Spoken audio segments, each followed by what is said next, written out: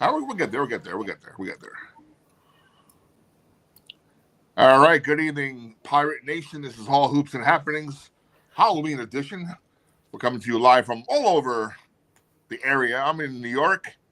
My team is in New Jersey, except for El Astrodado down there. He's from Mississippi.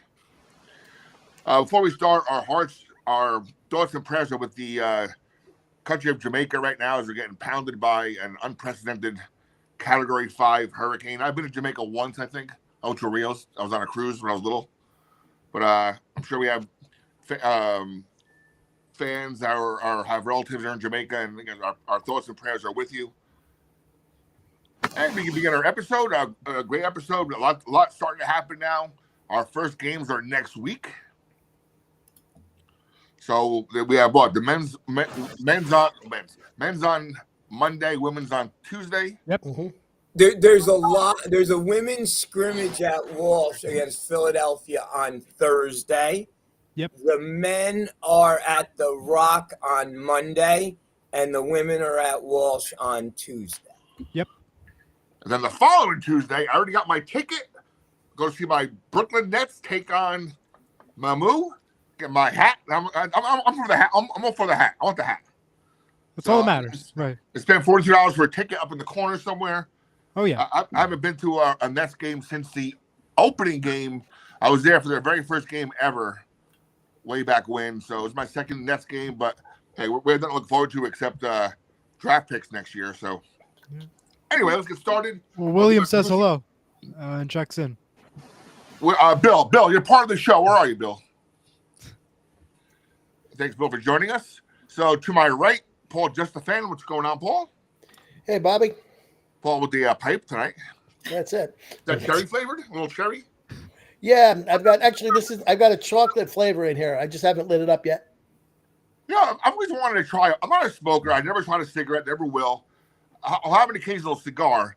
But I've always thought a nice cherry flavored pipe would be something to look forward to one day. Mm-hmm. I didn't even know they made flavored cigars.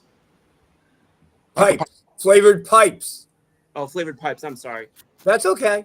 But they do make flavored cigars. The tip's dipped in something, and so when you're smoking it has a little flavor to it.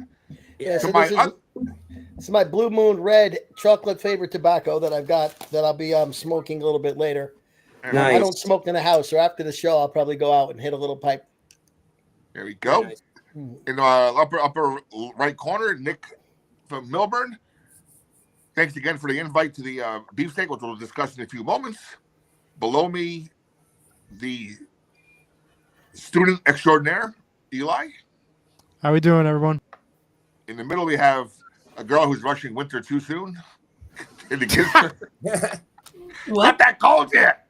I wear a t-shirt outside. It's 40 degrees outside. I don't want to see a jacket. It's cold. The wind was bad today. There was no heat in my house this morning, so it was freezing. Nicole, why aren't you in the game awful. room? Because I don't. The last week you did this in the game room. The casino. No, it wasn't the casino. Her basement casino. It was the man cave. It was the man cave. Your dad's in there tonight? No, I just did not feel like going down there. It is probably freezing Oh, it's down cold. there. Okay. So Yeah, it makes sense. And of course, last but not least, in the bottom right-hand corner, he has 8 names now. Ryan Luigi, what's up, buddy? Nick, throw it up there, Eli. How you doing, Mr. Blackjack? yes, and one I. second. Nah, that's not it. What's happening? My screen's moving. Hold on. This is why you have 8 names. Oh, Now we have El Astrodado. Oh my God, he looks like an axe murderer. Is that your Halloween costume? Oh my God! Look at that! Oh my God! The reaction's the best right now. Nick, take away. I'm gonna do some my producing here on this end. Nick, take it away. Hey guys, what's going on? Oh my God! Please, oh my God! Yes, thank you. Get that picture off, please. Oh my God, you were scaring me. You're gonna scare all the viewers away. There we go.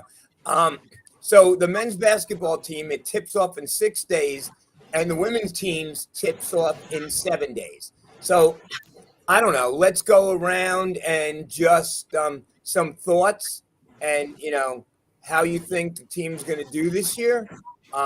Let's start with the with the women's team. Paul, you encouraged by the women's team? Well, I am. So the Big East media poll that I saw had the women's pick third. And third, a little bit of an improvement over last year, and finishing third is good enough to get in the NCAA, which I believe that team feels a little bit. They've got a chip on their shoulder from last season, being snubbed, and actually the snub was really, they weren't even listed as a bubble team despite all their wins and despite the success that they had. I think they're going to be a lot better. I think that everyone is focusing on the guards, and Jada and Savannah are going to be tremendous. But I'm really excited about the forecourt. I'm excited about and I can't pronounce the names, but Maria, the woman who was a transfer student. I think that she is going to be a real contributor. I think that they're going to get a lot of better inside play. And I think if that happens, the guards are going to just light it up. I think they're going to be very strong defensively. I don't know if they're going to be UConn good. I think that Nick, you've talked about before, that game played in the Prudential Center could draw 9,000 or 10,000 people. The problem is that it would be difficult to keep the hands out of the UConn faithful who, would love to travel down for that. But I am excited about the women's team. I think that they're going to be very, very good. I think they're going to be very, very fun to watch. Here's the wild card. And you talk about guard play. And yes, we are blessed, with Savannah Catalan and Jada Eads, probably the best backcourt in the Big East. But when Bill, and I don't know if Bill's still there, Bobby and I were at the inter-squad scrimmage, Zahara Bishop lit it up. 7 for 11, and she's another guard. She had 15 points. Her plus minus was the highest plus minus, 9. So she's a player, and she's only a freshman. I'm looking forward to seeing her on the court and put that with what we already have. Oh, my God. That is the potential to be really good. And Paul, you talked about the rankings. We got one first-place vote. Everyone seems to think it was Paul's favorite coach, Mr. Oriema, who I love, by the way. I think Gino's great. Gino texted Paige on her birthday because this show, we are big fans of Paige Becker's, and he was very upset that Paige did not answer him back, thank you, till the next day. So yes. Gino, I'm not the only one who's petty. Gino is petty also. So, yeah. Anyway, Luigi, what are your thoughts on the women's team? You encouraged? I am. Excuse me. I am admittedly still a little bit. Because there's still baseball season going on. My brain is still trying to convert fully to basketball mode right now, because we still got baseball and football going on. But from what I have seen and what I've heard, which is mostly from y'all and the people who have been, I thought she was trying to like slap me through the camera or something. But from what I've heard, I am definitely encouraged, and you guys have said a lot about the backcourt excitement. And who knows, maybe the women's team this year will, hopefully they'll be better than the men's team last year, but maybe they'll be comparable, this year. We'll have to see, obviously. And Eli, you were at Big East Media Day. You were cut off, but we're not going to talk about that. And I went back and watched that. And even with those, I'm not going to say a bad word, gentlemen in the background, you asked a very intelligent question and you kept your poise. But what did you sense the vibe coming out of that? Well, I sense a strong vibe, and I sense a Big East championship win. And that's something that, it's a rare to say, but I think they have the potential. They came very close last year. They are third place ranked in the Big East this year. And, as Paul mentioned, we're guard heavy, and I think that's going to be something that we need to look forward to. And again, UConn is a tough team. It's not going to be easy to get those wins, but we have really talented players, including Jada, including Savannah, and I think this team has it all. It has a lot of potential. I think they're going to win the Big East, in my opinion. So let me follow up on that. So you say we're going to win the Big East. I think we're going to win the Big East. The regular season. Are we gonna sweep UConn, or are we going to split with UConn? I think we're going to split with UConn. I think And we're then going to you see a think split. UConn's going to stumble somewhere else. Yes. Wow. Okay. I'm telling you, I was very disappointed when what's her name, Azzy Fudd, and now she's coming back. AZ Fudd. AZ AZ Fudd. Fudd. I was very disappointed because I had a feeling if she went pro, right, that we had a chance, right? But she's coming back and she's great. So we'll see. We'll see. Well, that'll bring me in my question to Nicole. Nicole, AZ Fudd stayed at UConn, didn't go to WNBA. You think it's because of the money? She's gonna make more. She's gonna make more NIL money at UConn than as a rookie in the WNBA. What do you think? Can you please repeat that? There's background. Yeah, noise. Luigi, come on. We got Eli working his butt off trying to get a perfect sound, and I don't know what you're doing again. I'm listening. There you go. There you go again. I don't know what it is. Is it delay from Mississippi or what? Delay from Mississippi. What are you talking about? I don't know, but there's some static going on. It happens every darn week. If it's not the dog, it's not the cat. It's static. Now Maybe it's upgrade static. your speakers. Maybe upgrade your speakers. I don't have speakers. This is, oh my God. Nicole. You don't have speakers. Nicole, Okay, Nicole, maybe mute him. Someone right just please mute him. And Scoop, I got to tell you, your goldfish is too loud too. You have to quiet that goldfish down. My goldfish. Yeah, you know, I can hear your goldfish all the way here in New Jersey. No, and he's the well, no, Eli's actually the professional. But anyway, Nicole, do you think that AZ Fudd stayed for the NIL money, and do you think that's a trend? And how do you think we are going to do this year in the Big East, the women's team? I definitely think she stayed an extra year to, one, not only get her degree, but also get that NIL money. Right. She's not going to make as much in the WNBA as she will in college with all the NIL deals and Right. stuff. I have very high hopes for our women's basketball team. I am going to make a very bold prediction here and say that they may be better than our men. That's just how. Wait, you mean record wise? Yes. Yeah. Well, I don't think that's a bold prediction, but okay. I mean, a lot of people are very excited for this year's men's team, but if we're being honest, I'm more excited for the ladies. So I really think that they're going to surprise some people. Okay, let's start now. Let's go to the men's team. Luigi, what do you think about the men's team? You encouraged? Hello? Sorry, I still had it muted from whatever phantom sounds you were hearing. But so I mean, I think it's easy to be encouraged when obviously when the floor was set so low or the bar was set so low from what we had at the end of last year. But I think it's also easy to be cynical going into this season when we've had because of what we had last year. Again, but a good number of those, especially the games that happened around just after Christmas, a lot of those were either one possession games or very close games. So some of that you might chalk up to a Minnesota Vikings-esque, just sort of, one of those runs of poor luck that hopefully will balance out over the next season and kind of course correct. Eli, let me ask you this question. So I think we all agree that the men's team is going to be better than last year, right? It's almost impossible not to be. Absolutely. But are we going to be good? I don't know about good Big East win. Like we're going to win the Big East. I don't know. That's a bold statement again, but I think we're going to show much improvement. And again, we're ranked number 12 right now in the Big last place in the Big East. 11th. We're ranked 11th, last place. We ain't finishing 11th. That's for sure. I'm sorry, Bobby, go on. I think NIT is a reasonable goal for us this year. It's something we should be happy if we attain it. What do you guys think? The NIT is I think the NIT is attainable. But I think to be attainable to the NIT, I think you need a positive conference record, correct? I would think so. And I also think that in Coach Holloway's entire tenure, he has never had a good November, and I don't think he's ever had a really good December. I think that it's very important to do some damage in the Maui Classic.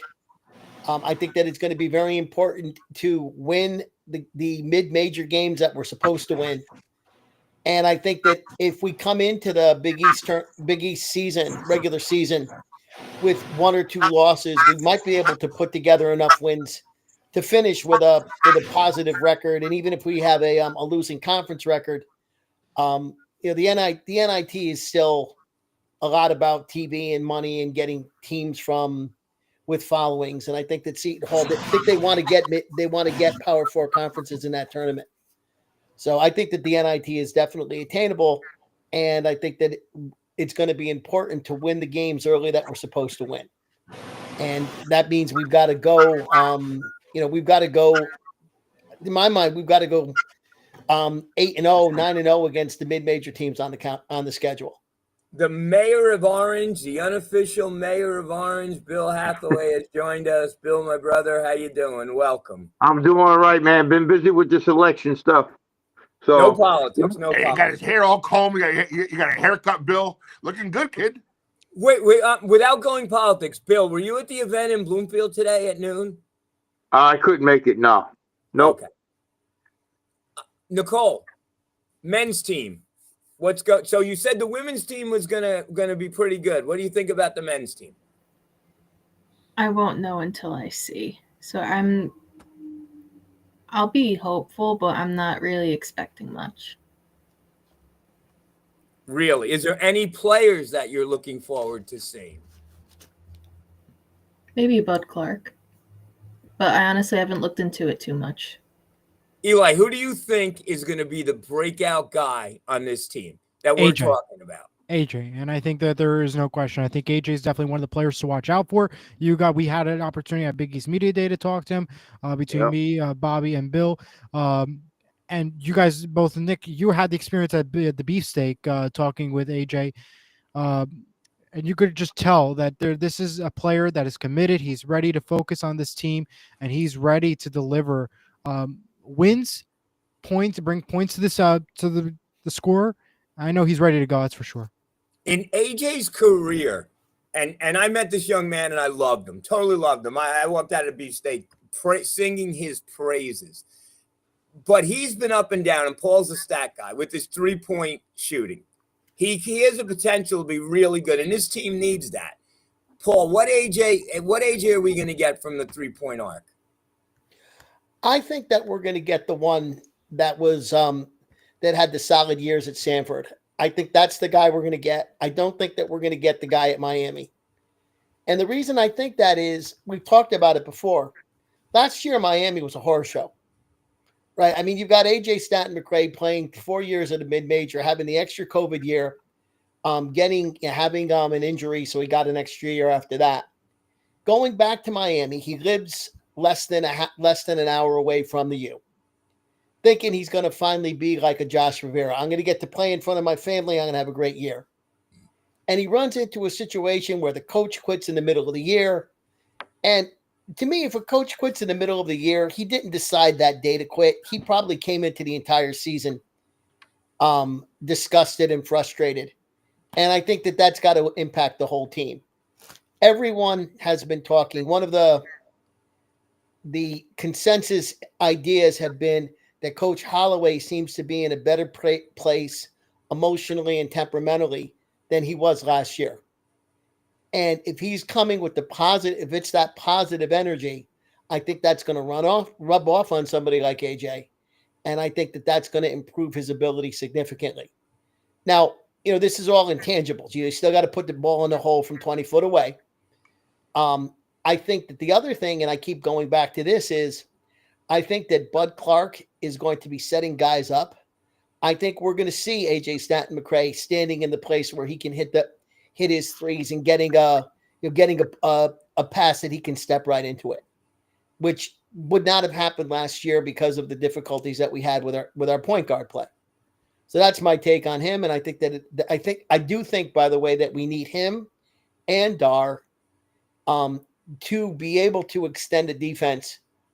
Otherwise, I don't see how Ninja Hines is going to have a great year either. So let me just say this. I think that you just touched on it. Ninja Hines has the biggest upside Absolutely. And I think if this young man can stay out of foul trouble, I mean, he's 6'11" and he's solid. We haven't had a player like that in a very long time. And he has very fast feet. He can run the court well. You know, I want to see his defensive play. I want to see his hands. The Big East is a very physical conference, so it's going to be interesting how he goes there. But I'm going to be looking at him right away. And I also, from what I've seen both on and off the court, and I think Paul and I think Eli are right. I think Bud Clark, the leader of this squad, no doubt about it. Bud, every coach needs a coach on the court, and Bud Clark is Shaheen Holloway on the court, and we did not have that last year. Garway Duval, you know, I hope he does well this year. For whatever reason, did not do that, and I think that we're a lot better served. But let's go. You know, before Bill and I talk about the beefsteak, we talked about the women's team. We talked about the men's team. Mr. Hathaway, how Yes. many wins for the women's team this year? I think And I'm it's writing going to it be. down. I say compared to last year, 2 more wins. Give me a number. I say about 18 wins. Bill says 18. And how about for the men? For the men, I No haven't really pressure. looked at. Oh man, that's kind of tough. I haven't looked at their schedule, but I'm Bill, gonna pass on. it's a Big East schedule. All right, okay. I say with the addition of AJ and Bud Clark, I think they're gonna have about 14 wins. 14 wins. Luigi, how many wins for the women?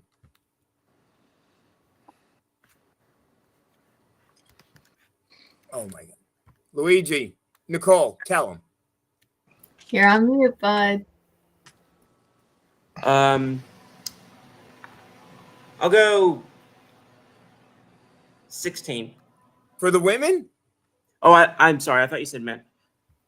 You were on delay. So Luigi says 16 for the men. How many for the women? Okay.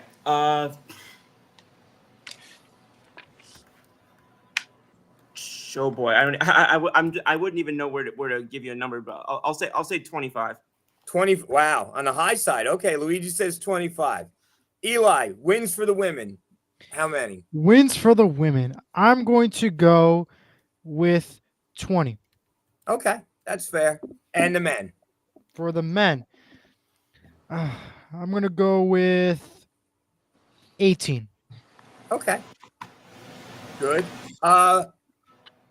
Mr. Blackjack. Eli's an optimist. Obviously, you know, he's Darnold. He's Sam young, of Darnold now. course So he's he's like an optimist now. He hasn't been jaded in life like we have. Yeah, that comes after the year. I have my little schedule here we got from the beefsteak. So, the women play 29 games. Ironically, they don't have a Thanksgiving tournament they're going to. Have you noticed that? Aren't they going? They're going somewhere though, right? They're going to California after the first game next week. Right. Right. They're playing at San Francisco and then at Pacific, who beat them in the No WBT last year. Thanksgiving holiday for them. Yeah, so actually they'll be home for Thanksgiving. It looks like. For them.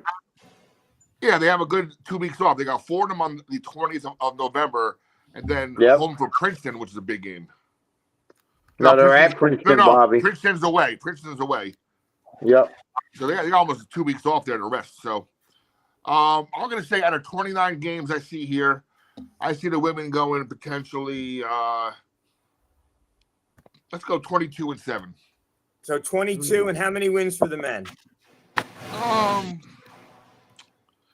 I'll be happy with 500. I'll be happy with 500 and a solid, you know, opportunity to make a postseason tournament. So 14 wins?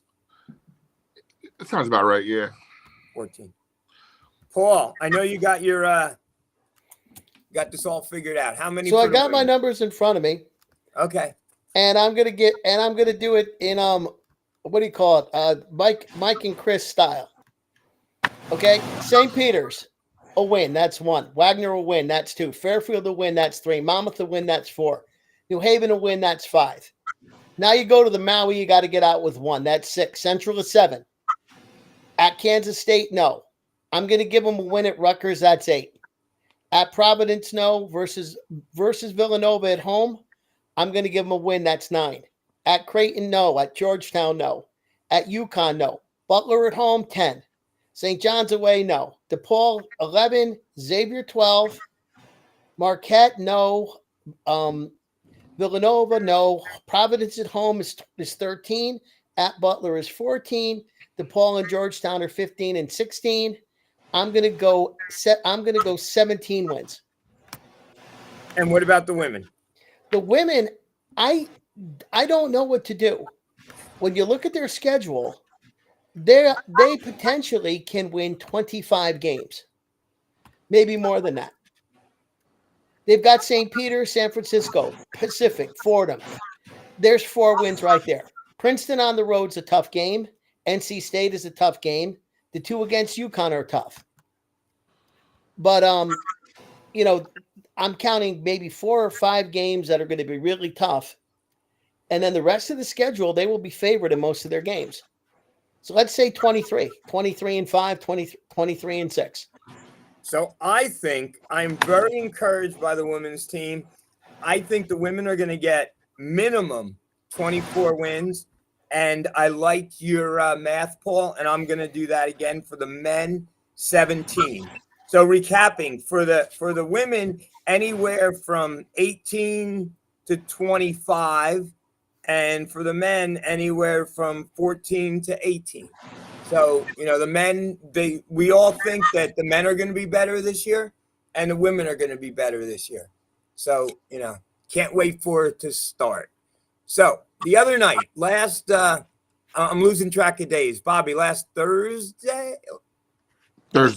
Last Thursday, Bobby and I and the mayor, we went to the beefsteak dinner, and it was great. I had been there. Someone asked me, I don't know if it was my 11th or 12th straight beefsteak dinner, but I know, Bobby, was it your first?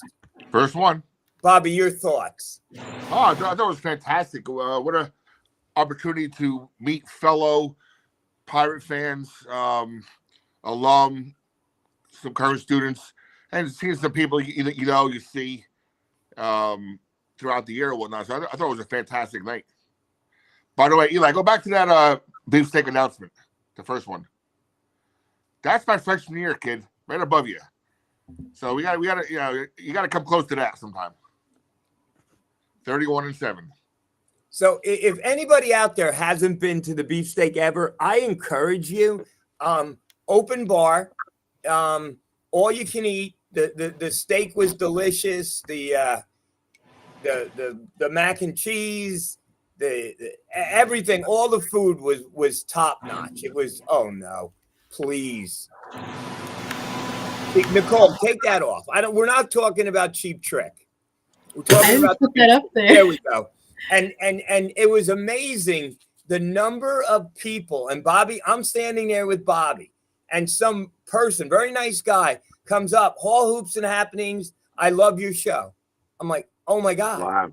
Yeah. And the next sentence is, tell Nicole I said hi. So I didn't even know who this guy was. Nicole, you have a fan. And at that moment, the pirate was with us. So the pirate mounts me too. So whoever the pirate is, he's a big fan. Other people, 4 or 5 people came up. We love the show. You guys are doing a great job. Kathy Flynn, who I love down from Florida, came over. Yeah, there you go. There's the pirate. He's a big fan. It was great. And then John Fanta, who I know he went to school with my son. He's just a friend of my son's, and he's doing very well. He came up and he's like, great show, guys.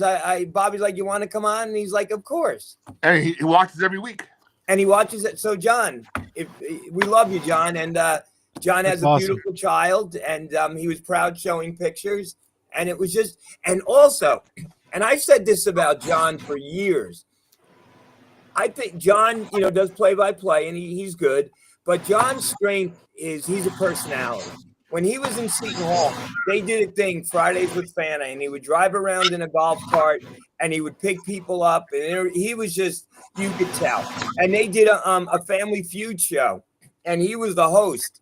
And Bobby, how did you think? And there you go. Look at him.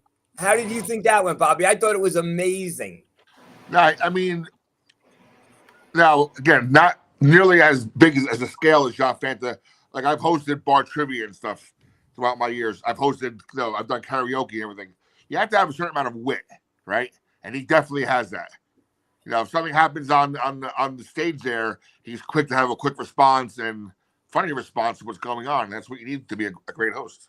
That's awesome. And now the question is, who won Family Feud? The way that Shaw's looking at him. So right away. And Savannah's cracking up. Tony's got a smile. It was just so much fun. So there were players at tables. We had a very good table. Thank you, Bob Federley and Reliance Graphics. You were a great host. We were table 6, so we were in the front row. We did not have a player at our table, but we mingled. And I know Eli was talking about AJ. AJ could not have been any nicer. Bobby and I were telling him about about 1989, and he had no idea that we made the championship game and lost on a last-second shot. And he was genuinely, fascinated. And he can't wait to come and play at the Garden. He said he loves playing at the Garden. It just has a certain vibe, about as nice as you can get. And they all were. And Bobby went up to his all-time favorite player, his favorite player on the team, and he's tall. I mean, wow. I know I sound like a fan or a mark at that point, but I mean, if he puts his arms straight up in the air, I can't see anyone getting a shot over him, correct? All right. Yeah, no, he's, again, we had a lot of success when we had Romero Gill and Ike back there blocking shots. That changes the complex of your defense because you have to get around the SWAT. And look, when they did that team picture before the Pirate Feud, we got some length to us. Very quietly, we have some length to us. So hopefully that means that our defense gets a little more swatty, for lack of a better word. Let's want some shots out there. And I couldn't believe how tall Stephen Payne was. And I'm telling you, we have some height this year with Hines and Payne and Godswill. And Godswill's another one. And the players were so nice. And Felton was a gentleman. And it was just really a wonderful thing. And then, the president, Father Riley, talked. But what I was really impressed, Brian Feld talked. And Nicole, you'll appreciate this. Brian Feld said the university is 100%, right, Bobby? 100% committed and to do whatever it takes to win, right? Yep. So he said that. I'll say it again. Our athletic director, Brian Feld, said this university is 100% committed to putting a winning product out on the court. And then what they did is Fanta introduced players one by one. They had about 12 Eli's back there, and I'm just not saying that, doing production. Am I right, Bobby? They had Spielberg and about a team of 10. They had a whole team, Eli. I'm not kidding. You could have sat down there for half the price and done the whole thing. They had like all these guys doing. I don't know what they were doing, but the timing was a tad off, right, Bob? Yeah. No disrespect. Fanta did an amazing job, and he went with the flow. So Fanta introduced all the players one by one. And then they did the women's team first. Women's first, yeah. Yeah, and then Tony, spoke for about a minute. Then the men's team, Fanta introduced one by one. And then Shaw spoke for about a minute. Very compelling. Both guys are great speakers. And then they broke up and played Family Feud. And it was hysterical. Who won? That's the question. What? Who won? See, it wasn't men against women. Oh. Right, Bobby? They broke them up. They broke evenly between both coaches. And which coach won?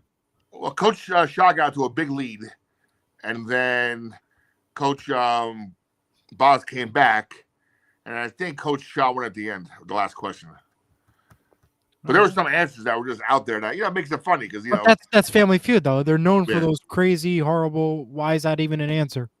Yep.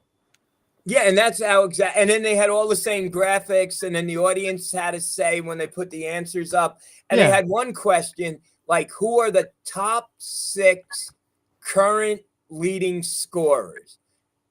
And that and that was interesting because they were all standing up there, and they they got it. I don't think they got anyone wrong on that one. So it was good.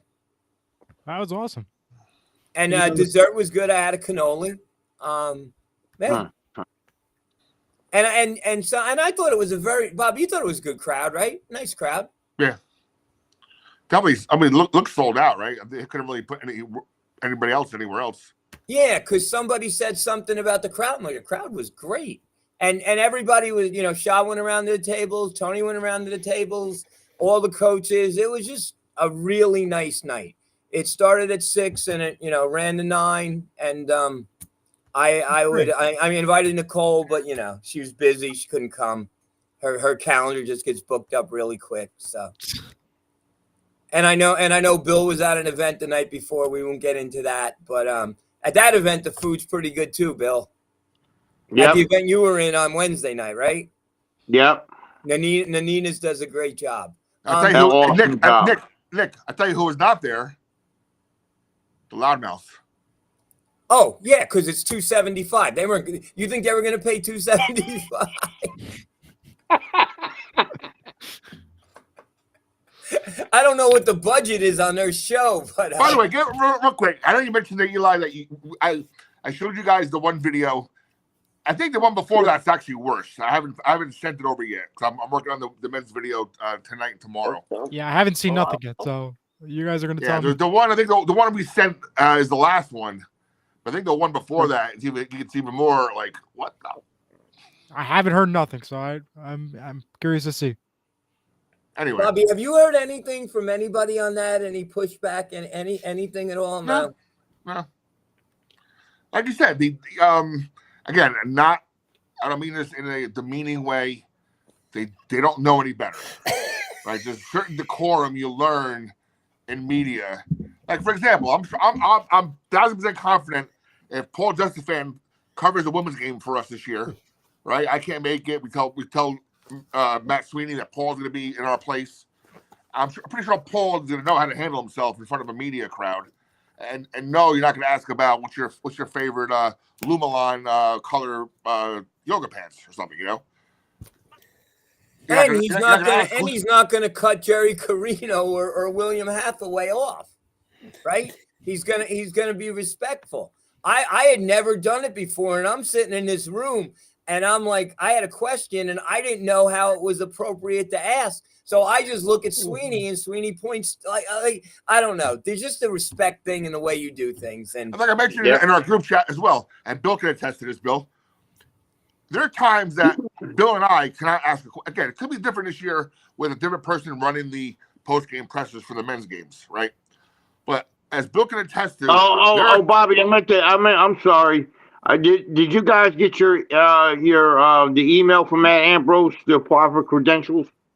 No, he told me where to go look for it. I did it last night. Did you get it? Yeah. You want me to forward it to you? I'll forward it to you. I submitted it last night. Okay. All right. Anyway, as Bill can attest to, being there with me, sometimes at the men's games as well, there are times that Bill and I, at the, lower end of the totem pole, so to speak, can I ask a question during the men's pressers?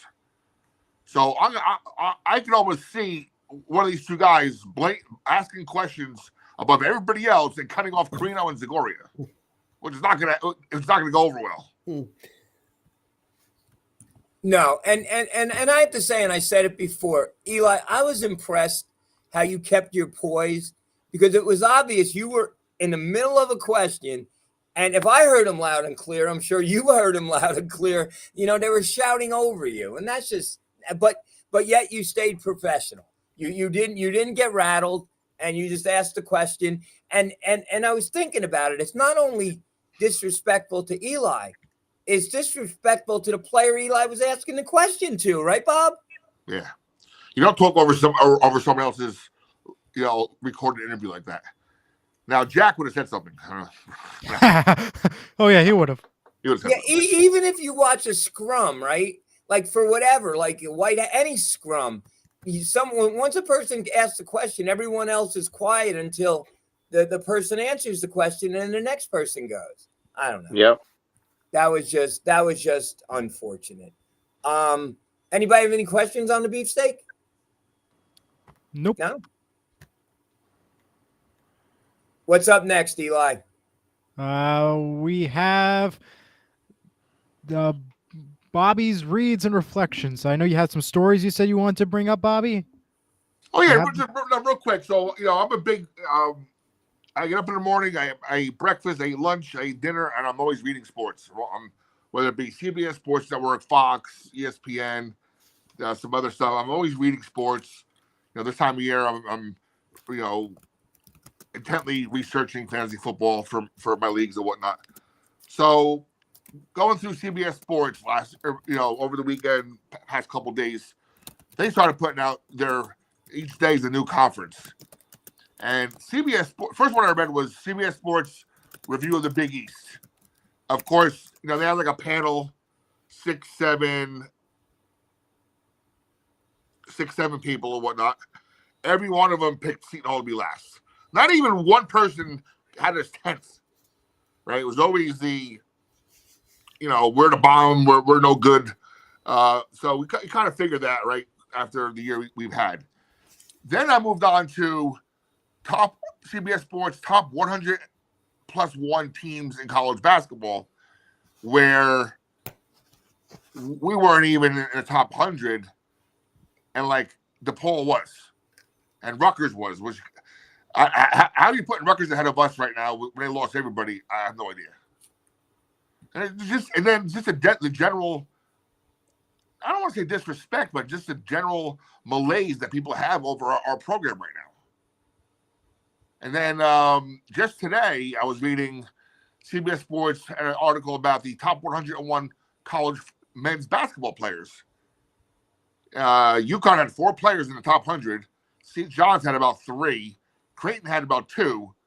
And it makes you wonder. Now, my whole point about this is that as awestruck we are about the potential of Bud Clark, right? He's not even getting any notice anywhere else outside of South Orange.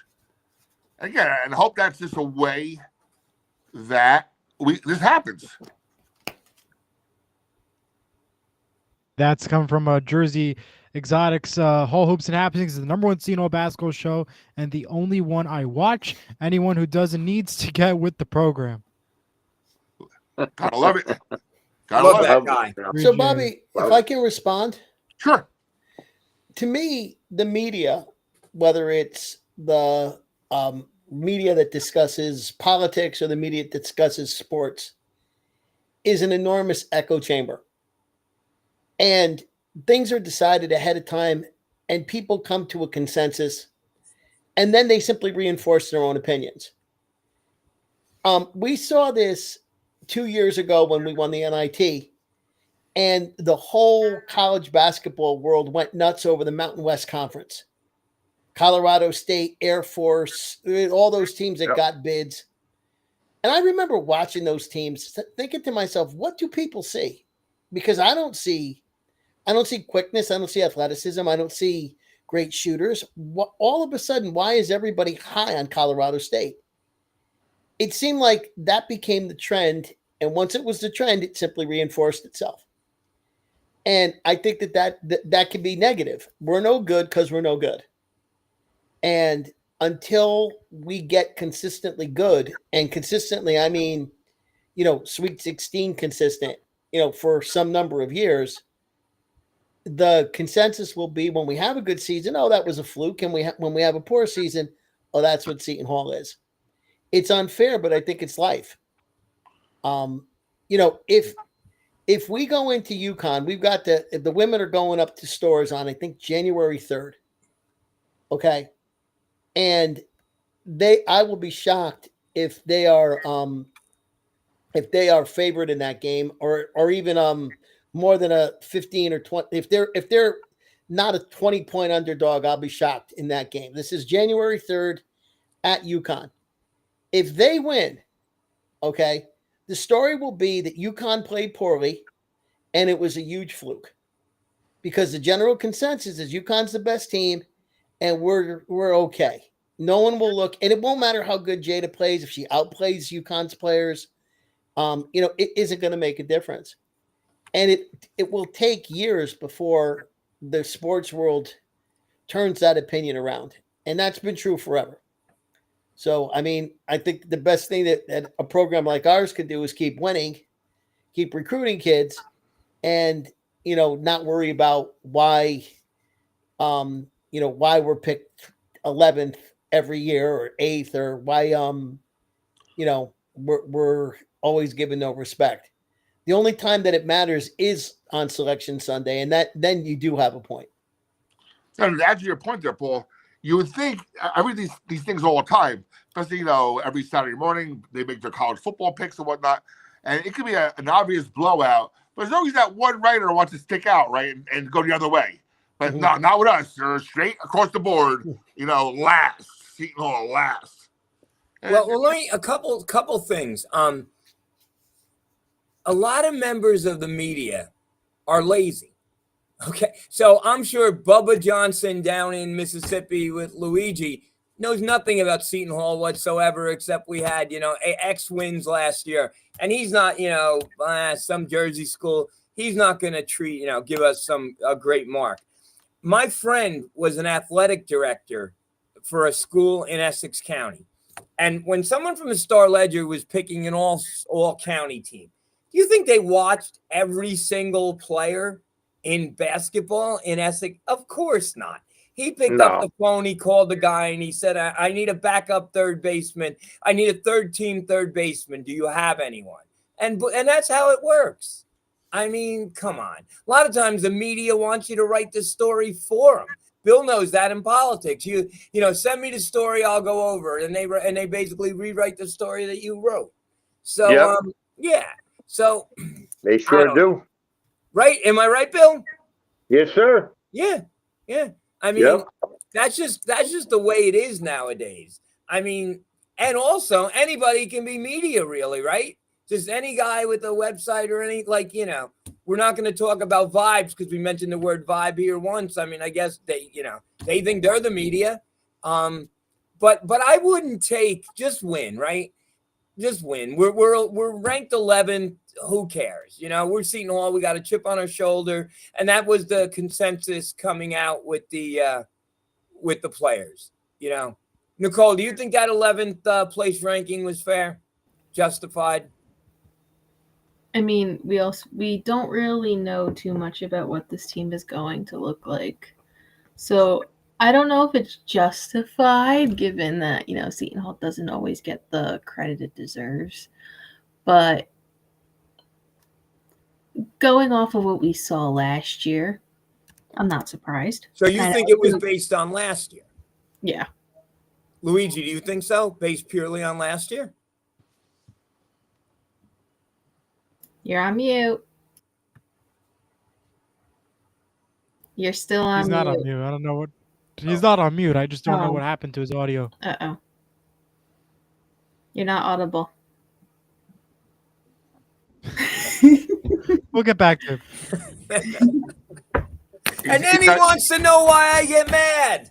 He's got stuck. He's one of the few people who does this for a living.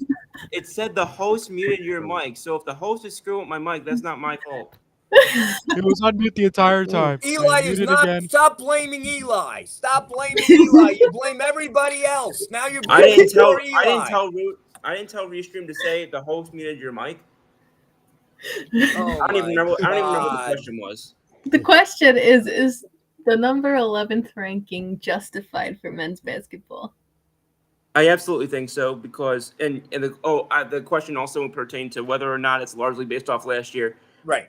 I think I spoke about this a couple of shows ago. I think it is, but I also think that makes sense because you can bring in great names. Yeah, you can bring in exciting prospects. Yeah, you can make these changes to your coaching staff or these upgrades, or you can, somebody can be in the best shape of their life, as it appears everybody is every offseason. We always hear about every single player, it seems.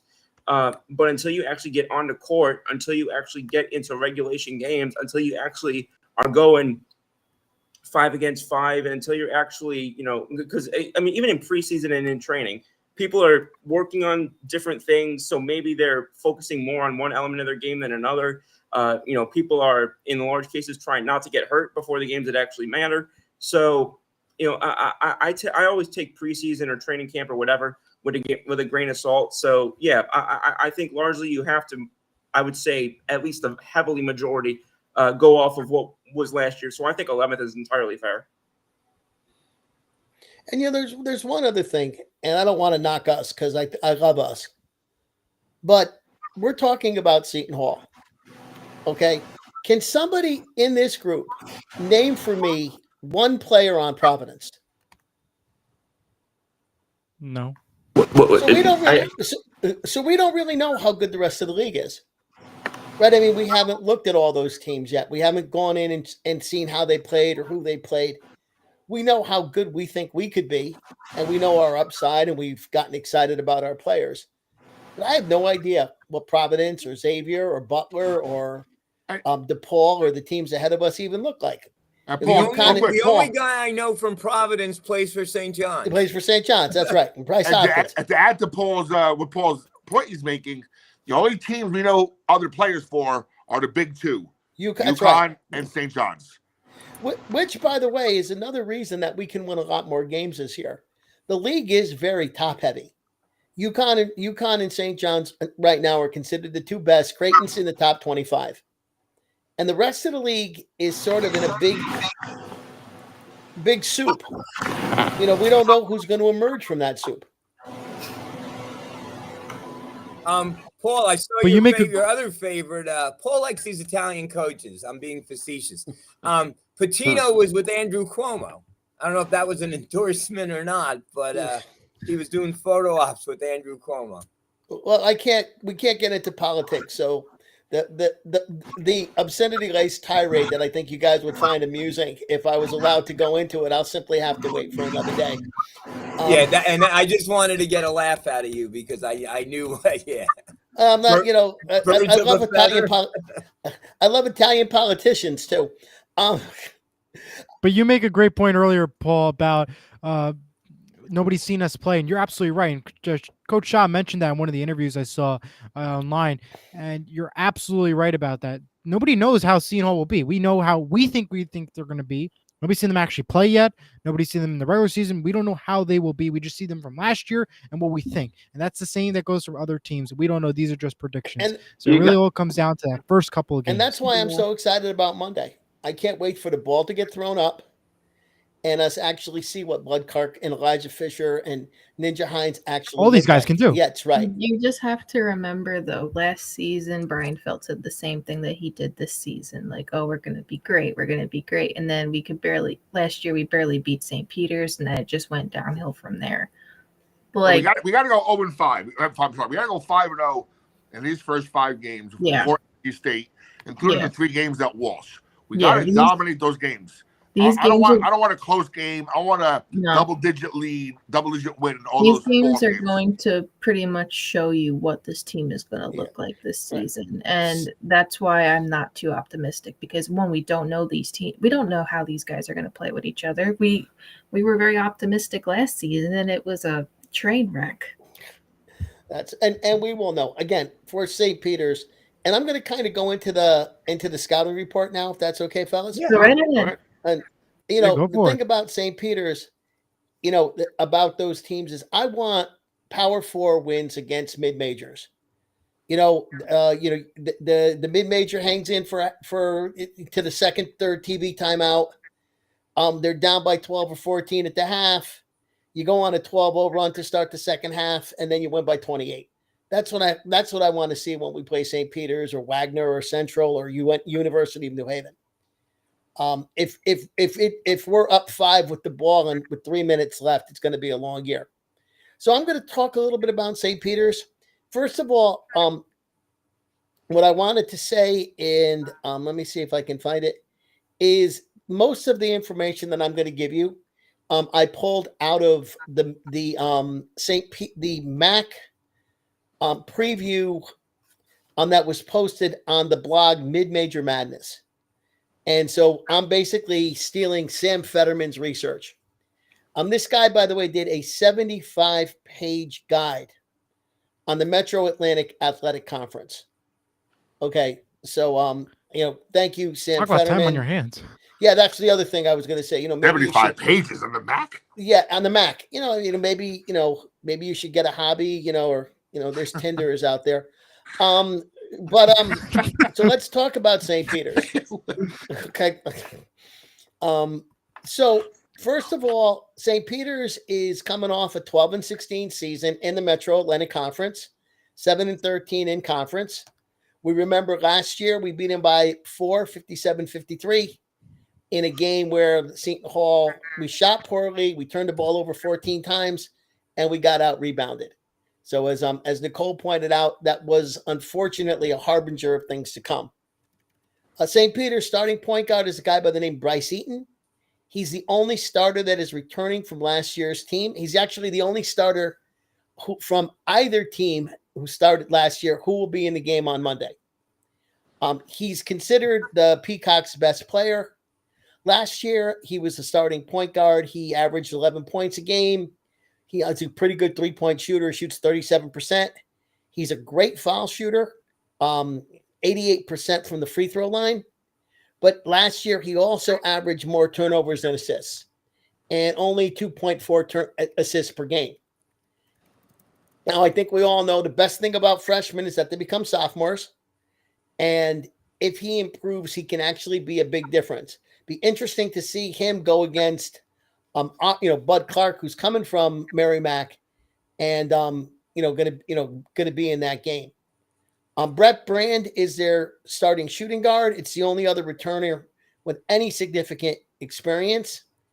He was injured last year, played a lot as a junior, and where he averaged 5 points and three rebounds a game. They've also got a kid named Zakir Williamson. He's a 6'7" forward, and he's another guy who was injured a lot of last year. And so they do have a couple of guys who are coming back who didn't play last year but were around the year before. They've got a transfer from Murray State by the name of Boy Agu, and they've got another transfer from and they've got their recruit. They've got a kid named Akil Watson, who, believe it or not, was a 4-star recruit out of Roselle Catholic. I don't know, Bobby or Nick, if you guys remember this guy, Ackley Watson, but he played it for Roselle Catholic. He went to Arizona State, couldn't get any playing time. Went to UMass, wouldn't get any playing time, and so now he is at a mid-major, and will be interesting to see if he considers himself to be a Power 4 talent. So he's a bounce back. He's a bounce back, and he's also a guy who's we've got a bunch of guys from mid majors who have moved up to the Power 4, the Power 5. This is a guy who's sort of like the way not Stefan Payne, the way Elijah Fisher went from DePaul down to Pacific for a year before he came on. What year is this kid? I think he's a senior. Oh. Okay. Okay. Now, St. Peter's, we all know they're going to play defense-first basketball. Bashir Mason's team are always tough defenders. They always struggle on offense, which could make the Monday's game ugly, if nothing else. When we play a mid-major, we kind of have the romance that all these kids have been playing together, and we have a bunch of new guys. They have a whole bunch of new guys who haven't played together, guys who have been hurt, guys who have come in through the portal. And so finally, I think that this is a kind of game, and we've said it before, this team can't hang around. We cannot find ourselves in a position where we need a timeout. We want to take control of this game early. We want to, play well. We want to shoot well. We want to defend well. We will have a lot of turnovers because we're still learning how to play. But we've got to out-rebound this team, and we've got to out-defend this team. To me, shooting percentage and rebounding margin are going to be the two statistics that I'm going to look for in this game. If we shoot better than them and we out-rebound them, we've had a good game, regardless of how many turnovers or fouls or things that we commit. And Junior, when Junior was on a few weeks ago, and I remember this too. At one point in time, St. Peter's, when they had like Ken Slappy, was our rival, Narda Webster. So this is a rivalry game. It is for St. Peter's. They got this circled, and this is they're gonna come into the Rock, and they're looking to win. They're gonna do everything they can in their power to knock off Seton Hall and get some attention for them. And yeah, I think we need to get off to a quick start. We can't lollygag getting back to Bull Durham. And yeah, we have to play together. We have to play team ball. And, I'm sure if Shaw's going to play a lot of guys in the first game, I'll be looking for Bud Clark for chemistry, and I'll be looking for 3-point shooting. I'll be looking at Hines, and hopefully Hines will stay out of foul trouble. God's will, see how many minutes he gets. Payne running the court. I'm psyched. I haven't been this psyched for an opener in a while. Yeah, looking forward to it. It should be fun. Bill, are you going on Monday? Yes, sir. Bobby, you're going on Monday, right? Yeah. Eli, you're going to try to get the bus down there? No. I know it's hard. I know you're a commuter. Probably not this Monday, no. But you'll be at games. I'll probably be at games, yes. Cool. Nicole, I know you got a million things to do. You're in charge of this organization, that organization, your social life, your Atlantic City life, everything else. The Devils, They're on tonight. I mean, I don't know how she finds time for this, but while she's doing work, by the way, while she's on the show. But anyway, Nicole, you gonna go Monday night? Not Monday night, no. You're gonna try to make a few games? I'm gonna try to at least get to one. One? I made it to one last year. No, the over under is 5. Oh gosh, there's no way I'm making it to 5 games. Where's the professor tonight? Professoring. Professoring. She has Good class answer. Tuesday. Is that a word? You got to. I mean, Professor. is the professor going Monday night? I miss her. She's going to one of them. I'm not sure which game though. All right. Well, if you're watching Professor, we're in section 11. Walk right by Stack Monster and come say hello to me and my crew. And yeah. And yeah, hopefully you guys will be there. And I'm gonna look for Bobby. I'm gonna look for Bill. I think I know where you guys. You're behind the basket on the side where the home team is, correct? Yep. I don't know. I'm usually in the front row, but that usually, who knows? That's gonna change with Peter not being there. Peter always put me, Joey Jarzinka, Dave from Dave's Joint, Yep. Justin Gurrett, and Jaden Daly on the front row. Now, I'm always in the back. That could change this year because he's running the chart now. I don't know. I don't know where I'm going to be sitting. What kind of crowd do you think there'll be at this game? It's a Monday night. St. Peter's on a Monday night at 7:30. Well, it's a jersey giveaway, isn't it? Or some type of giveaway. So I think it'll be a full crowd.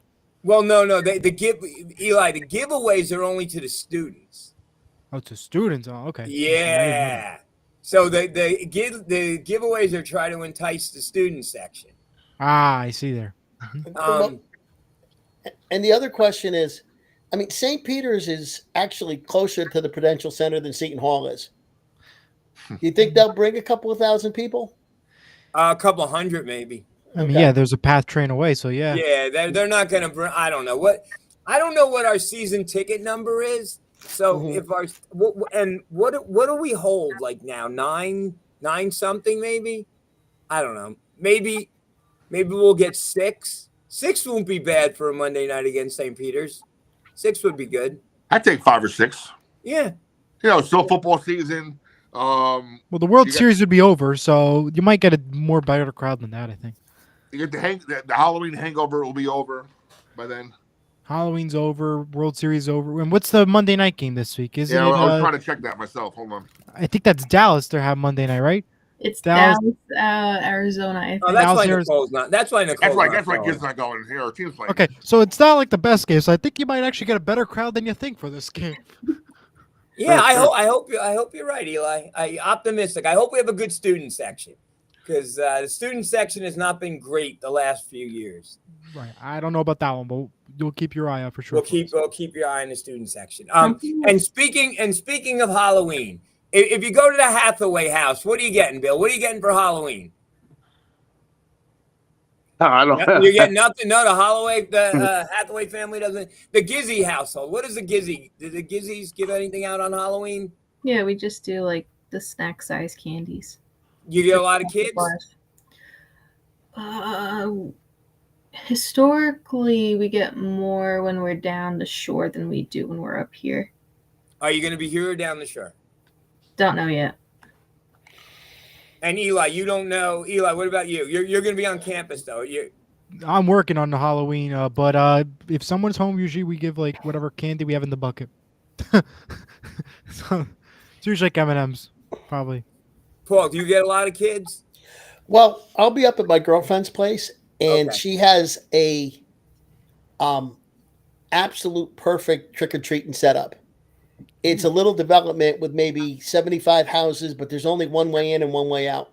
Right. So once the kids are in, there's no cars, there's no traffic. And so we'll see people drive up, drop their kids off, and let them go. We give out bags of potato chips. We go and get the snacks. The kids seem to like that. And we have shots of bourbon for the parents. Oh, my God. Any dad who's going to be dragging his 5-year-old kid around in a wagon through the entire neighborhood deserves a cocktail. That's the way we look at it. So I'm not sure whether we're making the apple cider bourbon punch or if we're just going to be doing Are you going to wear your costume? I will have. Yes, I will be Gandalf this year. As you can see, I got my pipe, I got my staff, All and right. I'll have a bottle of red wine, and that'll be me for the for Halloween this year. Hopefully the weather holds up, because I know it's not looking good for Friday. No, Thursday, I think. Thursday, but I think they're saying Friday too. There's a They're chance. saying No. down in Tom's River, they already are moving trick or treating to Saturday. And we did a couple of Halloween things. Last Friday we went down to the Count Basie Theater, in and we saw a group called Remember Jones perform "Bat Out of Hell," the Meatloaf album. And if you've ever seen, I don't know if you guys are familiar with Remember Jones. He's an absolute showman. He has a 20-piece band. There were 3 guitars, a saxophone, 2 drummers, a pianist, an electric piano, and 6 backup singers. And what his shtick is, he does the whole album from beginning to end. So he comes out and he does the album in track listing. So it was, and then he did some other Meatloaf, but it was a lot of fun. It was a great show. That's awesome. So I think that's a good segue. How many people saw the Bruce movie? Just Luigi and I? All right. I have not seen it, no. We won't bore everybody. We'll talk about it real quick because we've been looking forward to this. And first, let me say, I know some people were saying, I'm not watching it because of Bruce's politics, this, that, and the other thing. And I've seen Bruce about 100 times. I could care less about Bruce's politics, whether I agree with them or not. I don't go to a concert for Bruce's politics. The few times that Bruce talked politics at his concert, I would get up and go to the bathroom break because just not there to do that. But the movie had nothing to do with politics. Luigi, your thoughts on the movie?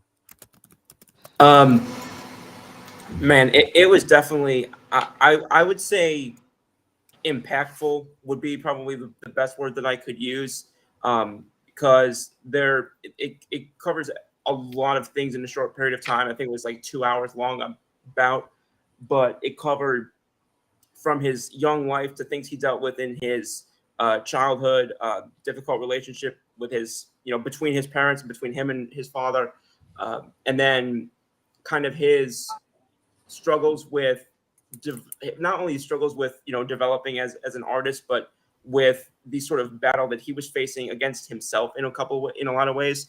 And I just thought that from both the musical vantage point and basically the stories of how he was pushed to kind of put out hits musically, and he was like, but that's not what I want to put out. That's not my story. That's not what I'm here to do. And about him standing on that, and of course the whole but this whole side quest with the woman whose name is escaping me right now. But so it went down a lot of different tracks in just under 2 hours. But I left with thought it was a very good movie to capture all of that in a short period of time. I thought the movie was very powerful. I had read that's a good word too. I had read a lot about it, and Yep. I was supposed to go with the family on Saturday, and Yep. I decided to go by myself first because I knew it would be very emotional. Right. And let's be honest, the movie's about mental health, and how someone deals with mental health. Yeah. And like anyone else, Bruce had some mental health issues that he had to deal with. But Right. he's Bruce Springsteen, and he's performing at that time. He wasn't stadium sellout Bruce. But it was right after the River.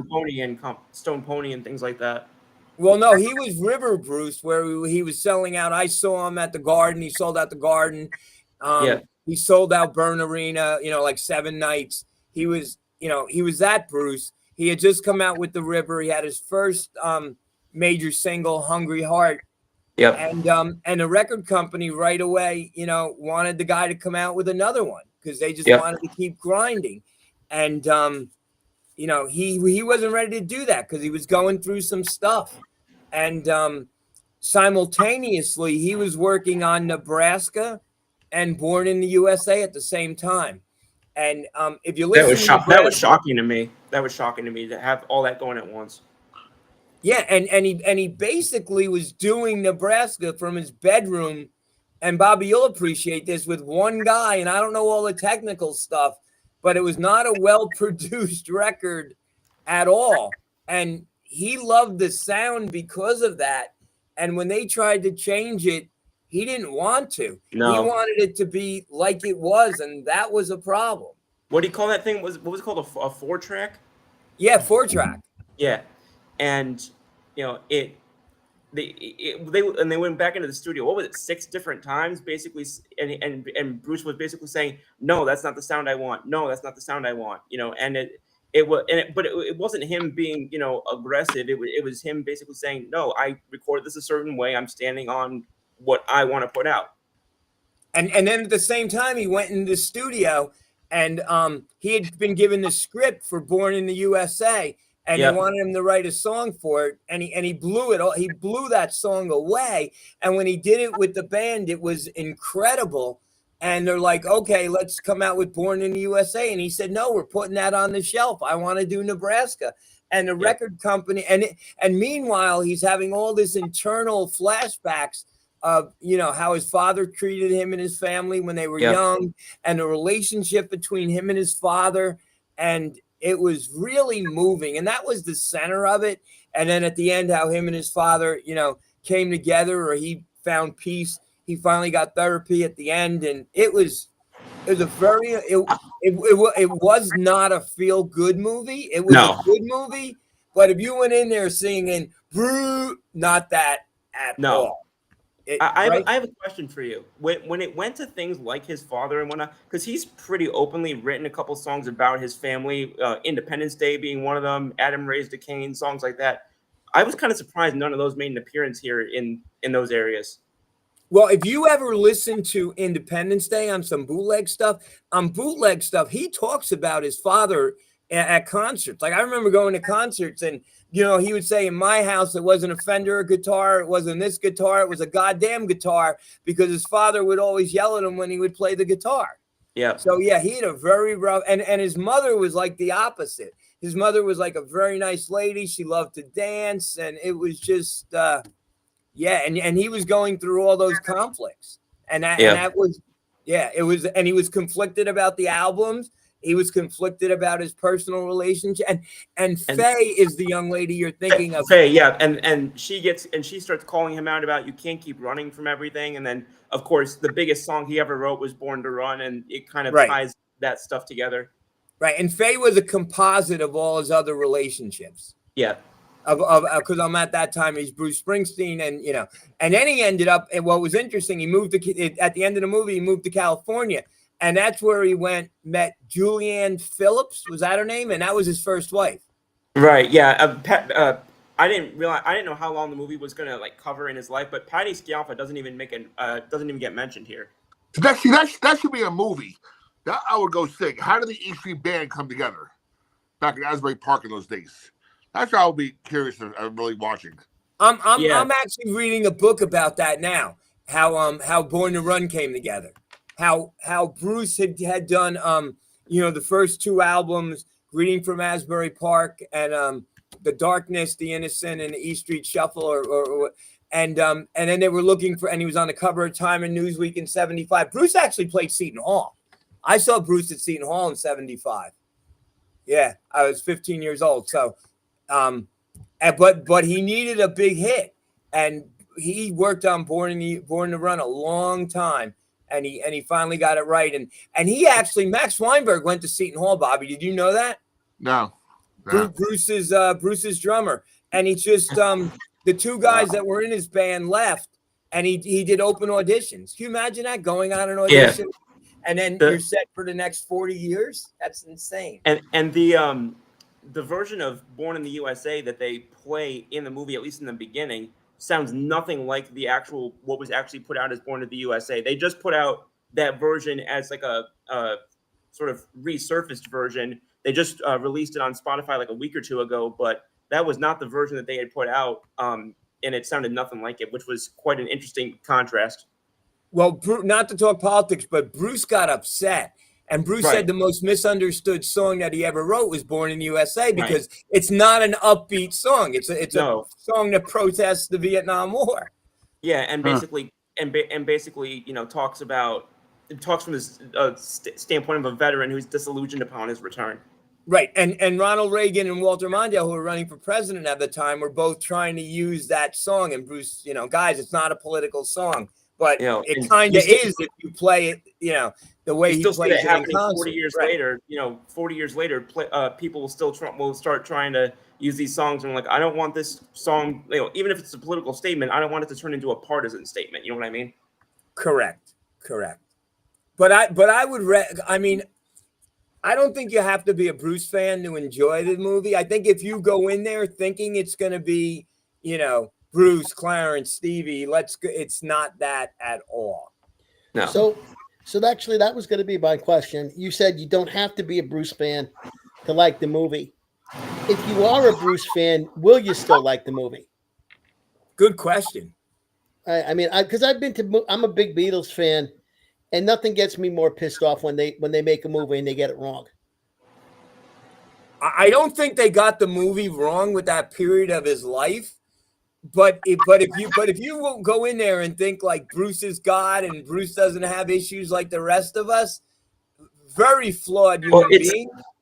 Yeah, but also I feel like if you're that much of a Bruce fan, I feel like you would know that part of his story because it's not like he's particularly private about it. Well, I mean he's private about it, obviously, but like but for a lot of Bruce fans, that's a known part of his what he's talked about and. And things like that. So I'd be surprised if a lot of Bruce fans really, had that sort of naivete about it. Okay, are there any bats rights, throws lefts moments? If you know what I mean? No. No. What he's saying is, and Nicole, are you a JAW fan? Joel? No, don't say who that is. Don't. No. I don't know what you're referring to. You don't know who JAW is. Eli, who's JAW? I even give you guys pop culture of stuff that you should know and you don't know. Do I need to Google this? Let's Google. No, not Bon Jovi. No. No, Bon Jovi. No, Bon Jovi is. No. You've got four of us confused now. Luigi, tell them who JAW is. I said you've got four of us confused now. That includes me. Jeremy Allen White. Yeah, I would never guess that. Oh, is that the actor he played Bruce? Okay, he played Bruce. Okay, could have just said the full name. Would have been easier. No, but he's JAW. Is that what he's okay? known? We could have referred to the movie Jaws. We don't know. Yeah, I googled JAW and it gave me the Jaws structure. Yeah, wait, do you know? Did you ever watch The Bear? No. Shameless. No. No. Paul, help me. Paul, please help me. You could have said the full name. You said Jaw, like in Jaws. Oh So- my God. So the question that I was asking is when they made Field of Dreams, Right. Shoeless Joe Jackson is played by Ray Liotta. Right. Shoeless Joe Jackson batted left-handed and threw left-handed and batted right-handed. And it ruined the movie. And Ray Liotta did it the opposite. Right. And it drove people who understood this. Okay, I see. Okay, I see what you're saying now. So is there a thing in there where Bruce Springsteen, where they got some detail about his life that everybody knows wrong and because they wanted the actor to work? Well, no. What you're saying is, did JAW, Jeremy Allen White, do a great job portraying Bruce Springsteen? Exactly. And let me put it this way: there was only one song in the movie that JAW didn't sing. Correct, Luigi? Do you even know that? Yes. So it comes Born to Run's the first song, and it's 100% Jeremy Allen White. It's not Bruce Springsteen, and you wouldn't even know, right? You wouldn't even know that, right? There's there's a couple of instances where you can tell like what was dubbed and what wasn't, but no, he was fantastic in terms of his portrayal, both singing and otherwise. Jeremy Allen White, I would say his name is going to be up there for the Oscar. Do you agree, Luigi? I think it should. Now, the Oscars, in terms of who wins and who gets nominated, confuses me year to year, but I would say it should. And I think the guy that played his father did an amazing job too. Definitely. Definitely. How involved was Bruce in the production of the movie? He was on set every day. Okay. To the point where at the beginning, Jeremy was getting nervous. But you have to understand, and Paul, you got to see this movie. I mean, Bruce put it out there. He sat and watched the movie with his sister, and they held hands, and he's like going to his sister, this is going to be rough. And it was rough. It was totally, if it was rough for me, it was rough for the Springsteen family. I don't think you could have made this particular movie without his involvement, heavy involvement, and definitely his consent, because just some of the fine details that come up, it's things that you really need to be in his particular mind and his particular story to hit it the way that they did. Okay, fair enough.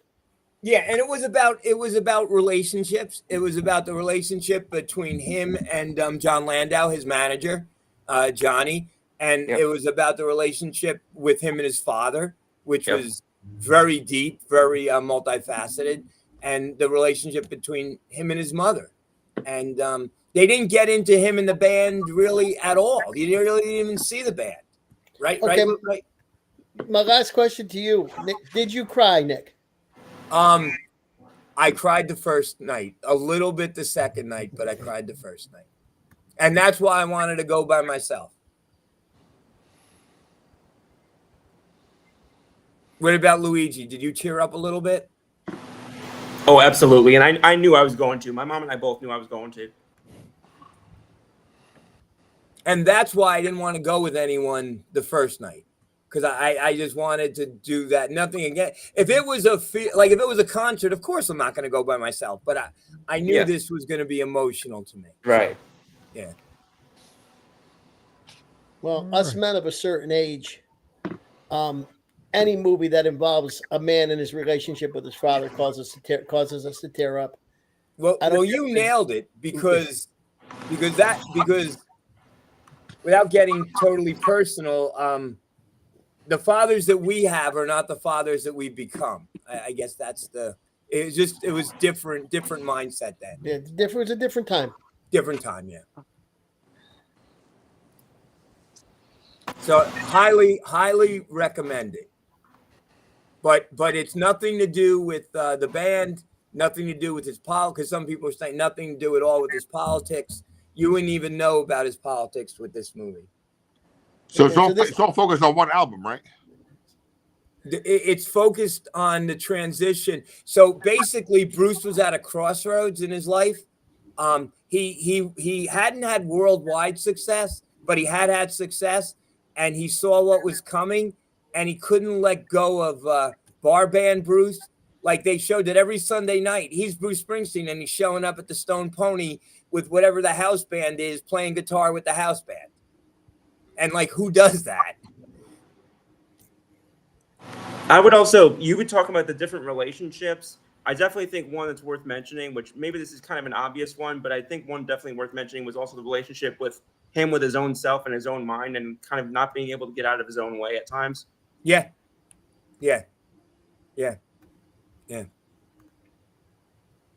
But I wonder if sales of Nebraska have gone up since this movie came out. Nebraska's a very dark. But then Nicole's favorite song, Nicole, they blew the Chicken Man up in Philly last night. Nicole, come on. Paul, help me. Okay. I'm really annoyed if Everything, look, Nicole, everything dies. It's a fact. But maybe everything that dies someday would come back. What the hell? So put your makeup on, God, get help your hair all pretty, and meet me tonight in Atlantic City. What? The song's called Atlantic City. That's why he said it's your favorite song. That's the song. Oh my God. Go ask Mr. Gizzy. I don't listen to Bruce. Oh my God. You've heard me sing that song at least 3 times this week if you've listened to anything that I've sent you. You're putting cheap trick pictures That's all up. I've been listening to. You're putting up cheap trick pictures, and you don't listen to Bruce. I don't like Bruce. Because of his politics. I just don't. He sounds constipated when he's saying Oh my God. Oh my God. I can't get by it. I can't get by it. If we're comparing Bon Jovi and Bruce, I'll take Bon Jovi 100%. Oh my God. I would have to agree, though. I would have to take Bon Jovi as well. Thank you. I like Bon Jovi's music a lot better. I'll be quite honest with And you. you're entitled to that. And you're entitled to that. But for someone who goes to Atlantic City every single weekend, how she doesn't know that Atlantic City is a Bruce Springsteen song. I've never heard of it. Yes, you have. No, I haven't. It's not on the radio. I didn't know radio still existed. Sirius XM. There we go, the Gizzy and Woody show. Sirius XM exists. And they blew the Chicken Man up in Philly last night. The Chicken Man is a gangster from Philadelphia, and they blew up his house. Yeah. You have no idea. Okay. All right. Anyway, Luigi, did you get this? At the end of the movie, at the very end, when Bruce is looking out into the water and turns around, where was he? Because I've been debating this with people. Well, I mean, what was the debate? I'm not sure what It's the end of the movie. Bruce is staring into the Atlantic Ocean, and all of a sudden he turns around and walks toward a building, and a song starts playing. Where was he? Oh. I don't know what debate you're having. At the very end of the movie. No, I know what you're describing, but I don't know what you're debating between. Where he was, because the rest of the movie, earlier in the movie, every time they showed the ocean, he was in Asbury, correct? Right. At the end, was he in Asbury or Atlantic City? Atlantic City. Yeah, thank you. Do you agree, Luigi? Yeah. Yeah, I'd have to say so. And also just from a story whole situation, it would be odd to me to kind of have him end back up where he belonged, or I mean where he started rather. Right. Exactly. Yeah. Good. Okay. That question was confusing the crap out of me. No, it was, but because some people thought that was Asbury, and I knew it was Atlantic City. So, no. Highly recommend it, guys. If you can, go watch it. It's a good movie. In theaters now. In theaters now. That's right. Nick Morgan might be there with Mrs. Nick Morgan right now watching it instead of being on our show. Well, before final thoughts and everything, I want to just give some reminders. Of course, there's a QR code on the bottom. If you're not part of the Facebook page, be sure to scan the QR code and join the Facebook page. If you're watching on YouTube, be sure to subscribe to Surge Sports. And also a reminder to set your clocks back 1 hour this weekend. Daylight savings is officially over. Thank you, Eli. Fall back. Fall 4 back. o'clock darkness. Yay! Yeah. And I'm gonna. And But I'm if gonna you're give the a- morning person, you get a light. I'm not a And, morning and, person. I, and That's I'm the going to point. give a PSA. I really don't care who you vote for, what your political affiliation is, and Bill will agree with me. Vote. Just everyone go vote if you haven't done so. I might vote by mail up. Louise, are you registered in Mississippi or New Jersey? Mississippi. So you're gonna have you voted yet? Do they have early voting? I vote on election day. Okay, cool. Yeah, everyone just vote. It's just so important in this country, democracy. Everyone should vote. Yep. And I also can I add one more thing to that? Yeah. I urge people not to get caught up in the mentality that the lower level elections are quote unquote not as important. Those are arguably the ones that will affect your day-to-day life more in a lot of ways. And Bill would agree with me. For someone who's been doing this for 40 years, all politics is local, right, Bill? Yes, sir. It affects everybody in every community. Yep, it's from the bottom up. By the way, let's go into a few more quick topics before we end, especially while Paul's still here.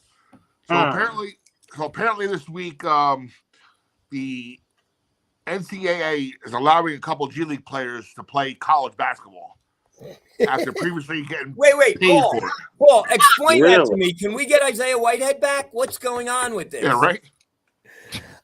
What I continue to wonder now is This is bizarre. what does eligibility even mean anymore? There used to be a rule that said that once the eligibility clock started, you had a certain amount of time before you finished. If I'm not mistaken, I think there was a window, because now that I'm thinking about this, Brigham Young, if you're a member of the Church of the Latter-day Saints, one of the religious obligations is that you have to go on a mission. And a lot of the people go on missions when they're in college. And so there would be players on the team that they would go on a 2-year mission to Africa or to South America. And then when they came back, they actually had their clock restart so that they could play out their eligibility. How old are these G League guys who are coming in who, they have to be young enough that the eligibility clock hasn't reset. And I'm going to tell you, I don't even know if that's still a rule anymore. I'd have to go and look that one up. It's getting crazy. It's getting out of control now. G League players are starting to get back into college. Come on now. That's ridiculous. But how does it work? Like, how does it work? Let's say if you leave and go play in the NBA and it doesn't work out, can you come back to college?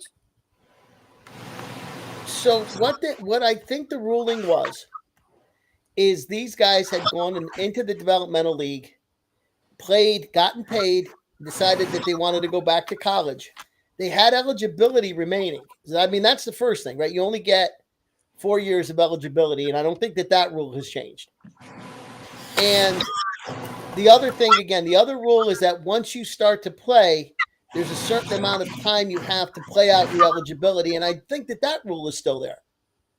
So I think they just basically took guys who had lost their amateur status and restored their amateur status, even though they had played for money.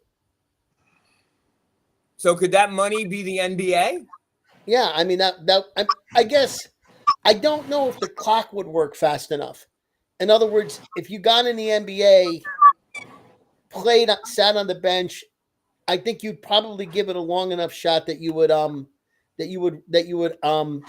out your eligibility clock. Let me take a quick look. But that is insane.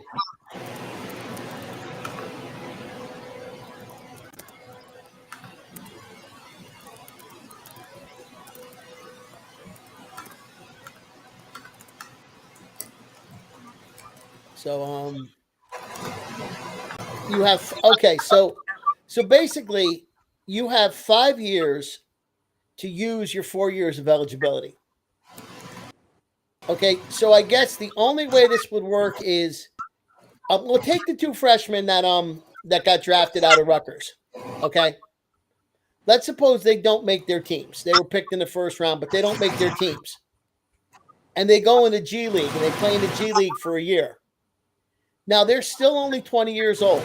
at the end of this season. So they have from when they're 18 to when they're 23 to use their eligibility. They've only used one season of eligibility. They're leaving the G League to go back to college, and they're basically going to enroll in a college and keep playing college basketball. That's the way it would work.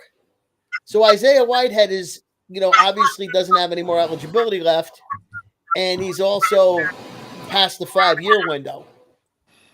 This would really only apply to guys who left early. Well, Isaiah Whitehead did leave early, but so he could have come back, but the window was. Yes. When did he leave Seton Hall? What year? He left. He played in Seton Hall after he won the BET in 16. 16, okay. Right? So if assuming that was his freshman year, just for the arithmetic, he would have had till 2021 to come back. Okay, interesting. Okay, I mean the whole thing is. I mean you got to remember Jim Thorpe.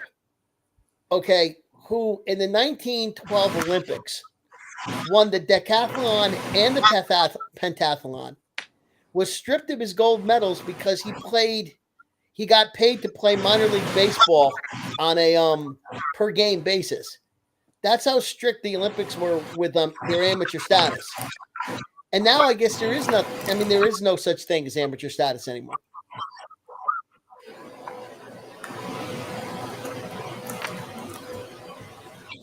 Bobby, you something else?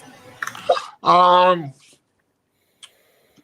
to do with college. Another thing that came through this past week. I kind of forgot it. Bobby, what do you think of? No, the whole NBA Michigan? betting scandal. That and the Michigan too. Michigan, I saw something this week on AP.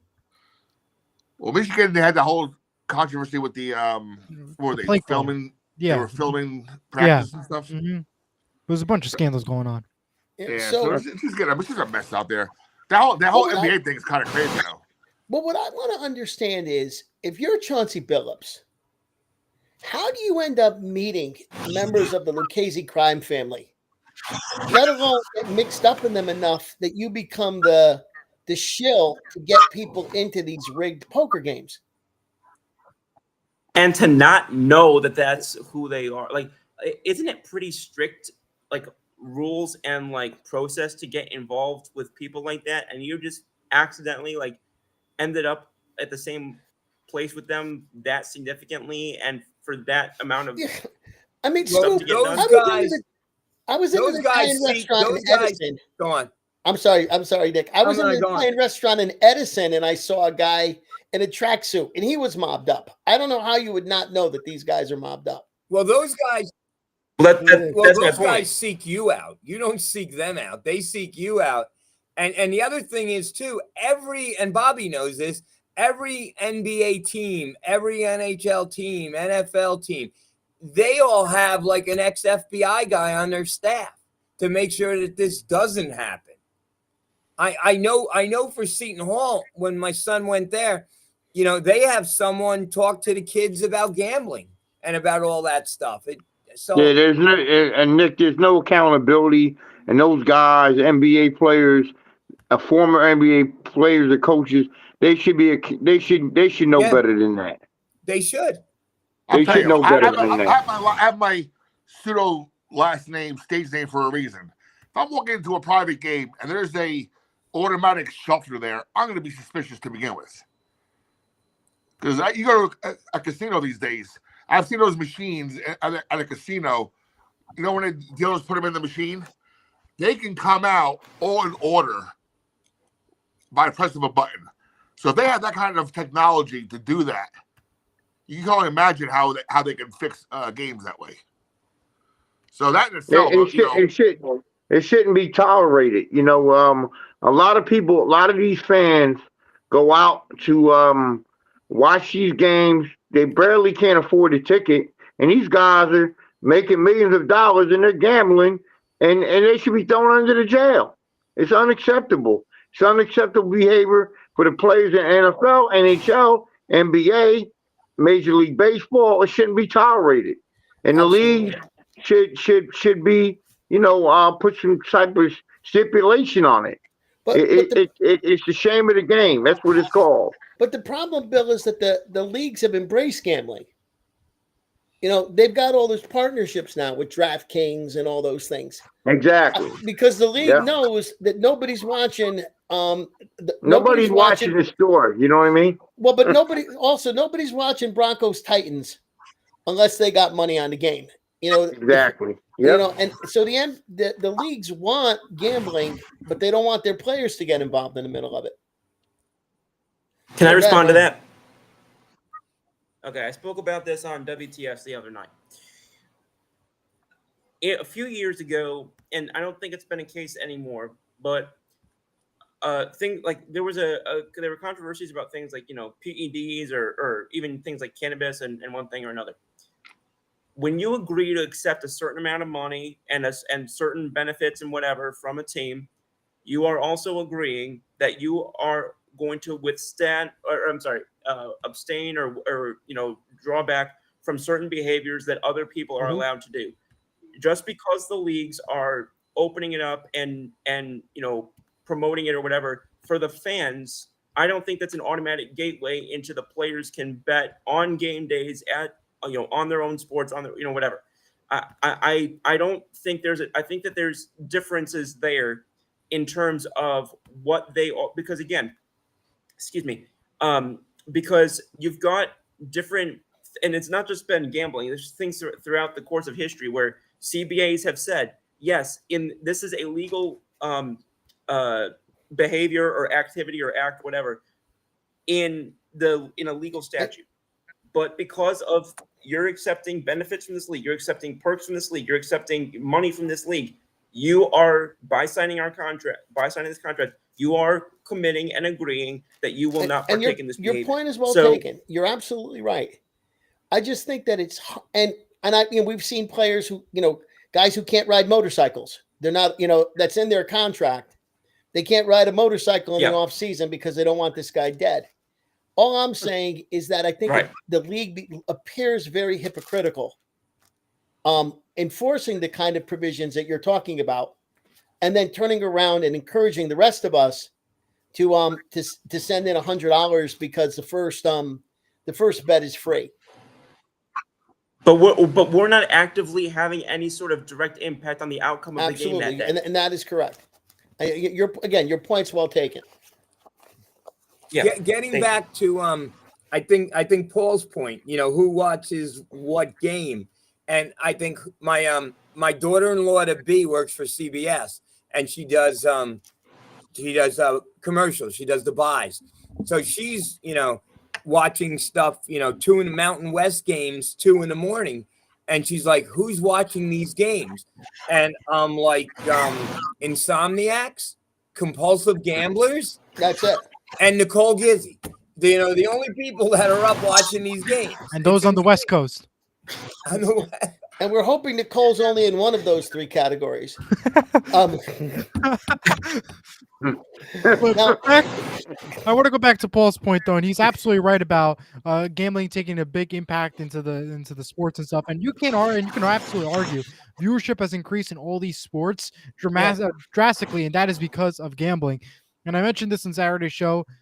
I can't tell you one person that would watch, like you mentioned, that Titans Broncos game, you know, if they didn't bet.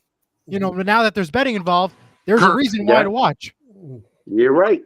Or play fantasy. Because I play fantasy, but I don't bet with fantasy. Right. I just play it for fun. And if, like I said on Saturday's show, on Sports Mono, the show I do, you know, if you're a part of a coach, if you're a coach, you're a player, you're part of a broadcast, you're part of something where you're not allowed to gamble, you should absolutely face the consequences, and you shouldn't be gambling because it's just hurting your reputation and it's just hurting the league and hurting your job and where you're at. And that's just the bottom line. But I want to throw out one last thing, since we're all from Jersey. Okay, I knew a guy. Okay, he had a job working for the government. He was in charge of federal money being distributed to different. His job was to renovate houses for low-income people, and he got federal money to do it. And it turns out that he was taking kickbacks and he was setting up shell companies and doing a whole bunch of things. And he got caught and he had to go away for a while. Now, I knew the guy, and he wasn't the sharpest knife in the drawer. I don't think he was smart enough to do the stuff that he was doing. And I also know that he spent an awful lot of time at Mohegan Sun. And if you're a gambler, you're a gambler. So you wonder with somebody like Chauncey Billups, what happened before that he ended up in this situation? Who did he owe money to? You know, how mixed up was he with these mob guys even before this whole thing started? Because I think that a lot of people get to a point, they owe money to the wrong people. They get told how to pay it back. And they're also told if you take the fall, you got to keep your mouth shut. So I think that whenever we look at athletes who've gotten themselves into trouble with gambling, that there's probably something that happened way before the scandal that we know about started that got these guys in a position where they had to do what the guys from the Gambino crime family were telling them to do. And the thing about gambling, I've been doing taxes for a very long time. No one walks in with the 1099-G for $15,000 and gives it to you for gambling winnings and doesn't have losses. No one walks up, puts a quarter in a slot machine and wins $15,000 and doesn't give it back. So, I mean, the casinos are there. You know, Nicole Gizzy isn't getting comped because they like her. I mean, let's just... Well, the point too is every time you go down to Atlantic City, there's another casino built. Right. So a lot of money's going there, but not a lot of money's coming home. Right. You know, and you get in trouble again. You get in trouble with these guys. And again, I don't know anything about Chauncey Billups. I don't know how this happened to him, but I would imagine that he was not innocent when he got mixed up in all of this. That there was a reason why he ended up doing what he was doing. It could be gambling. It could be something else.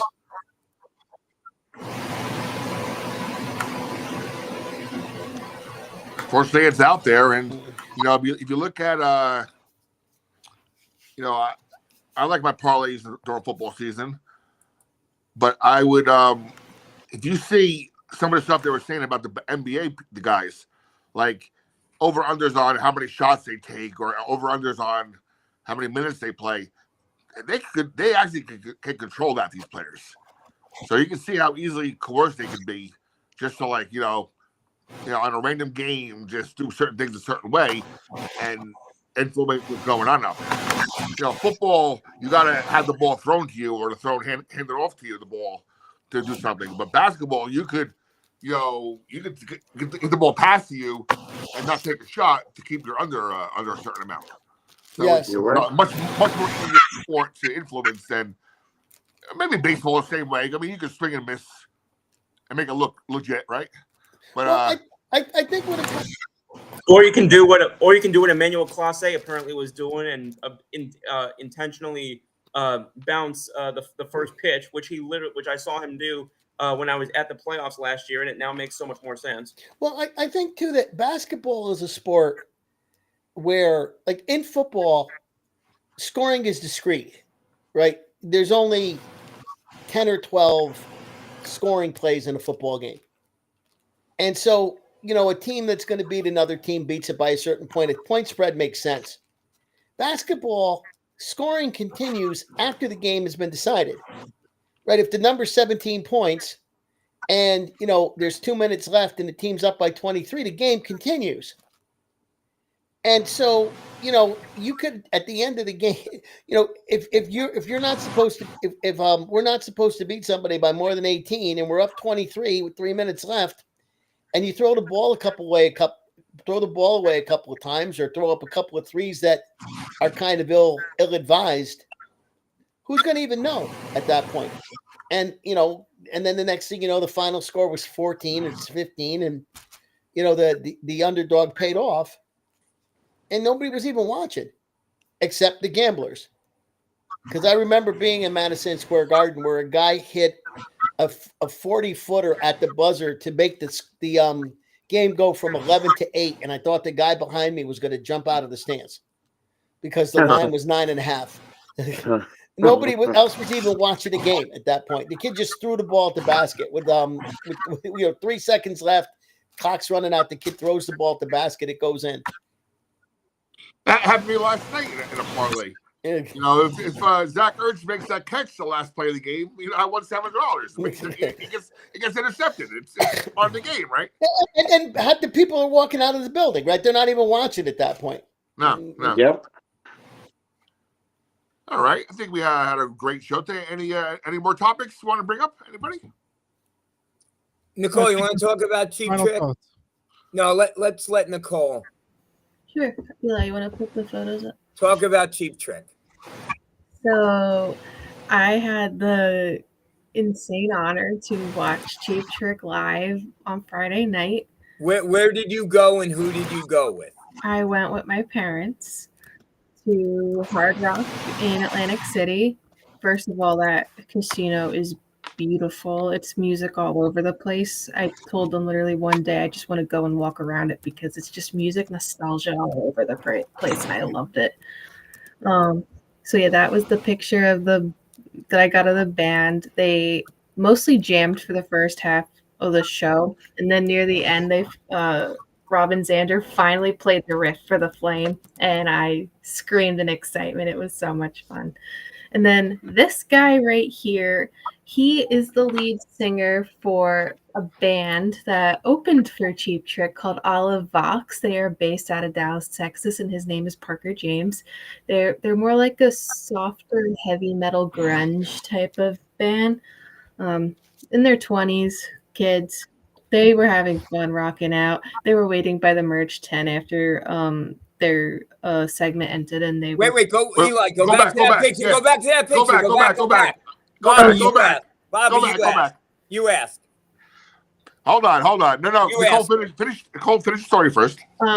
The whole band was outside by the merch table, and a lot of people were talking to the other guys, and no one was really talking to Parker. So I went and asked him for his photo. He was funny. It was fun though. They're young. You could tell they were very enthusiastic about what they wanted to do, and they never been to Atlantic City before either. So it was pretty cool to hear them like, oh, this is the second casino we've ever been to on this tour, and now we're living out of suitcases. My guitar's out of tune, like all these little stuff. But hey, it was fun. He was funny. I'm going to set the stage here for the future Dizzy, Woody, and Pringle show. Oh no. Mister, who is that behind the singer in that picture? Who are those two people? Both of them. Who are they? I want to say that the woman is Whitney Houston. Oh my God. All right, who's the guy? The guy? Oh, good question. I don't. Paul, help me. Paul, please. No. Give me a hint, please. No, Woody, Louis Ryan. Who's behind? Who's in the picture? The guy, I mean, it's not a great quality, but it kind of looks a little bit like Mick Jagger. Bingo. Who's Is the it girl? Lady Donna Summer? Oh my God. All right. Let me give her. Donna Let me give her a Summer's hint. black. Wait. No, let me give Nicole a hint. You want a hint? Yes, please. Ike. Or a better I don't photo. have a better photo. Okay. The Best first legs hint and rock is and Ike. roll, right? Best legs and rock and Best roll. ladies of rock and roll. Okay. Ike. First Best name, legs in rock and former roll husband's history. name was Ike. Ike? Ike. I don't know. Is that really? I don't know if that's her. I don't know. That's Tina Turner. That's Tina Turner. Best legs in rock and roll history, right? Figured. That's Tina I Turner. know Tina Yeah, Turner. Mick and Tina Turner. I can't really tell. Really, it's That not Carly picture makes it Simon. Very hard to tell. No, that's Tina. That's God, 100%. man. I could that's see Tina how that's Turner. a young Mick Jagger though. I didn't know what he looked like back then. I only know him now. No, that's 80s Tina Turner. So that's got to be 80s Mick Jagger. Mick 80s Jagger. Mick. Yeah. Yeah, she warmed up for him when I saw him play. Wow. I did not know that. So Yeah. you were She's at got that. good songs too, Tina I don't know Turner. if I was at that concert, but I was at that tour. Yes. Wow. That's awesome. It's not up. I didn't give it to Eli, but I also have a You could still give it to me. photo Okay, I'll send it to you real quick. There was a photo by when you got into the arena, they had this little. I just sent it to you. This little thing by the stage, not the stage. I'm sorry, by the bathrooms before you went into the actual arena, and it had a little exhibit for Bon Jovi. It had the outfit Almost that like Hard Rock. Yeah, this was Hard Rock, Atlantic City. They had David Bryan's outfit from one of the tours. They had an autographed guitar from John Bon Jovi himself, and then they also had Richie Sambora's jacket. Yeah, but that's Hard Rock for you. I mean, they're known to do that, that stuff, and pretty cool. When we first walked into, there was this like wall of vinyls. I didn't get my picture in front of it or a good picture of it because that's where the metal detectors were for security. So it was kind of hard to get that. But when I go see what a place to put it. When I go see Youngblood in June, I'm gonna make it a point to get a picture with that. Nick, we have a hit in our hands, Nick. We have what? We have a hit in our hands. The Gizzy and Woody show. I don't get what you're referring to. That's half the show. Trying to point out things that we think you should know. Hits. Huh? What do you mean hits? No, that's part of what we're talking about. Like, we're going to show you pictures of like past immediate history of pop culture, music, sports, whatever, and see if you can identify who's in it. That was a perfect example of how far the show's going to go. What we have to do is like Inside the NBA does with Charles Barkley. Last week they did. Who did he play for? Who's that person? We just got to do that game for next week. Someone's got to create it. Nikki would beat Charles because she's going to be the one that like so much is going over her head. And I'm going to be the one who's laughing my tail off all the time. So I'm going to be you didn't know who J.W. was and you saw the movie. So stop picking on me. Nobody here knew what J.W. You could have been referring to Jaws. Nobody knew that. It's a vertebrae in your body. I agree with Eli. All right, final thoughts. Paul, you have to go to work. Paul, final thoughts. Okay, so after 9 long months, finally, college basketball has come back to the Rock. And I am really excited about the opening season and having college basketball back. That's my final thought. Good job there, Eli. I like that. Appreciate it. The 12th Horseshoe Podcast. Oh, it's Eli's podcast. Eli and Jack, yeah. I love that. Mr. Hathaway, final thoughts. Looking forward to the upcoming season for the men's and women's. Hope they do well. And many games at the Rock and Walsh Gym. I'm keeping a head count, Bill, of how many times you're in my seat during a women's game. If I get there a few minutes late and you're in my seat, I'm going to, I'll save your seat for you. You take it when they save it. You come right in. Bill, I got credentialed for the women. Yay! Okay. I got and I got credentialed under the Facebook show. So just so you know, from the Facebook side, I told Tom. So if I ever can't go, Nicole doesn't go to games, but yeah. Okay. But Sweeney made a point to me, since I'm not going to be with you guys since I have a season, but I'll be able to go into the press conferences, which is all I want for background. Yeah. Mr. L. Oh my God. He's not looking. I have my own Oh my God. Video. I have my own live video up, and now I see two of myself. Seeing 3 of me at once is like I'm gonna need therapy, but Can we do a zoom shot? Can we just do like a 3P? By the way, does anybody know what El Atratado means? Yeah, it's from my friend who's Dominican. He has, I guess it's like a slang term in some dialect of Spanish. It basically translates very loosely also to scoop, but it's just in a different dialect. Yes. I mean, what I've seen the translation is the accurate one. Yeah. Make There me you have laugh.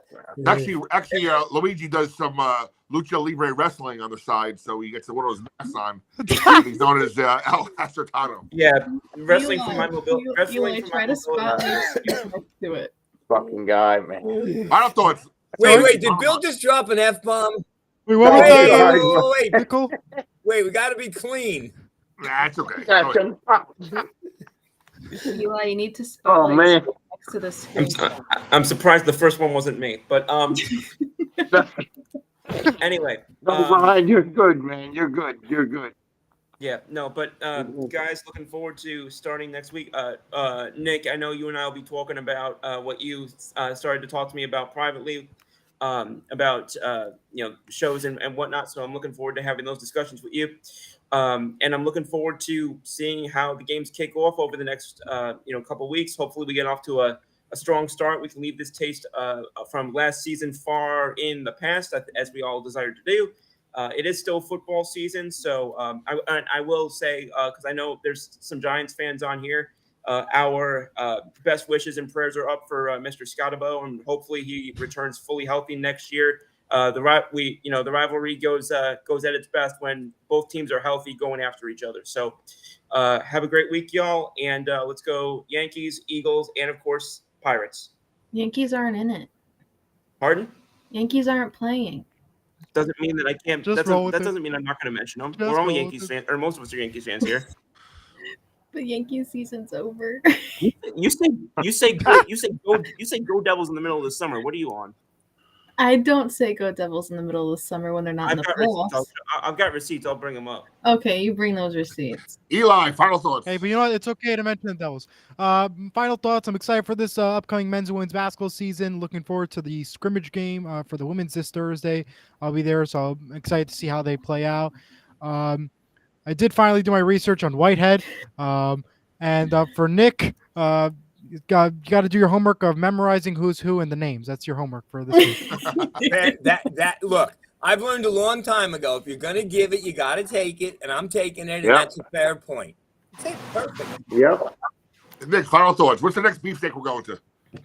Oh, you're like now you're on the regular list. We got to get Gizzy next year, though. We have to get her, and that would be fun. But Actually, next year, considering the price of a table, if we all threw in $100 each, we have our own table, right? Yeah.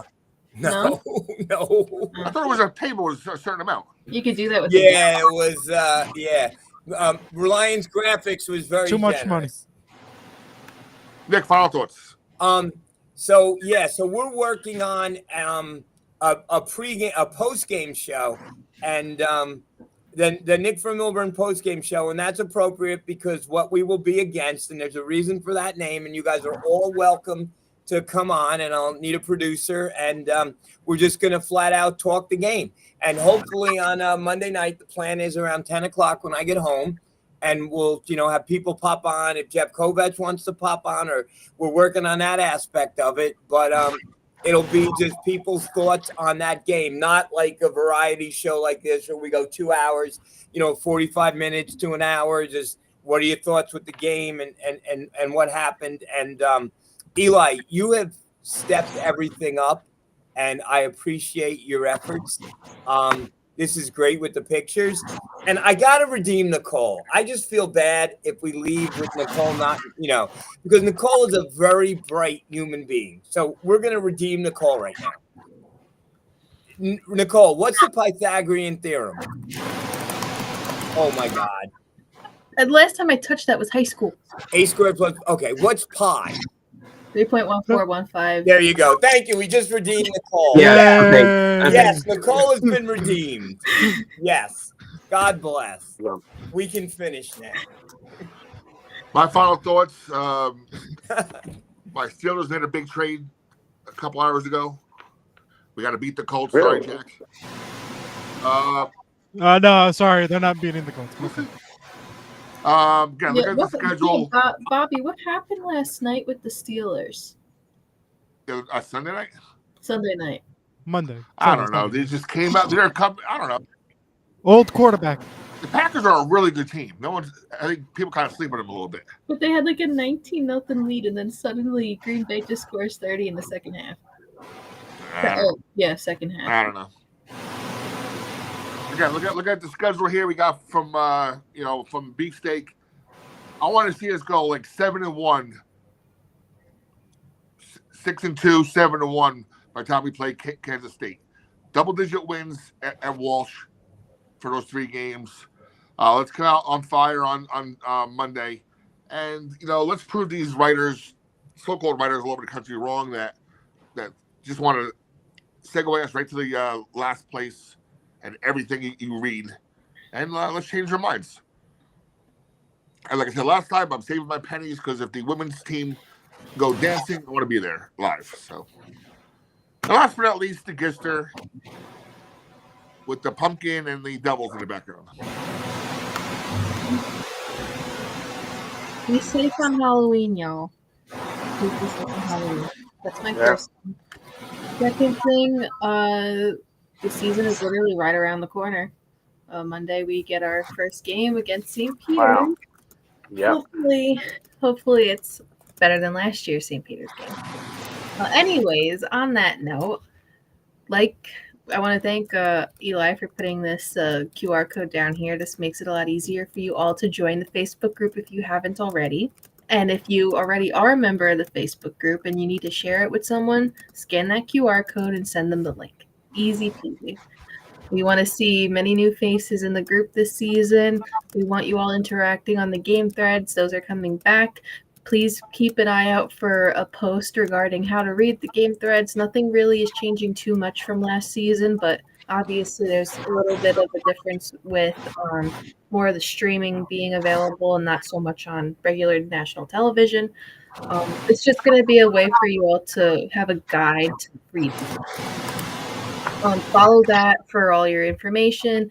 We'll also be letting everyone know who from our group is going to be attending certain games. So like maybe you'll see Bobby on press row, you'll see Nick in his section, you'll see Stack Monster, who we still need to get on this show, in his section as well.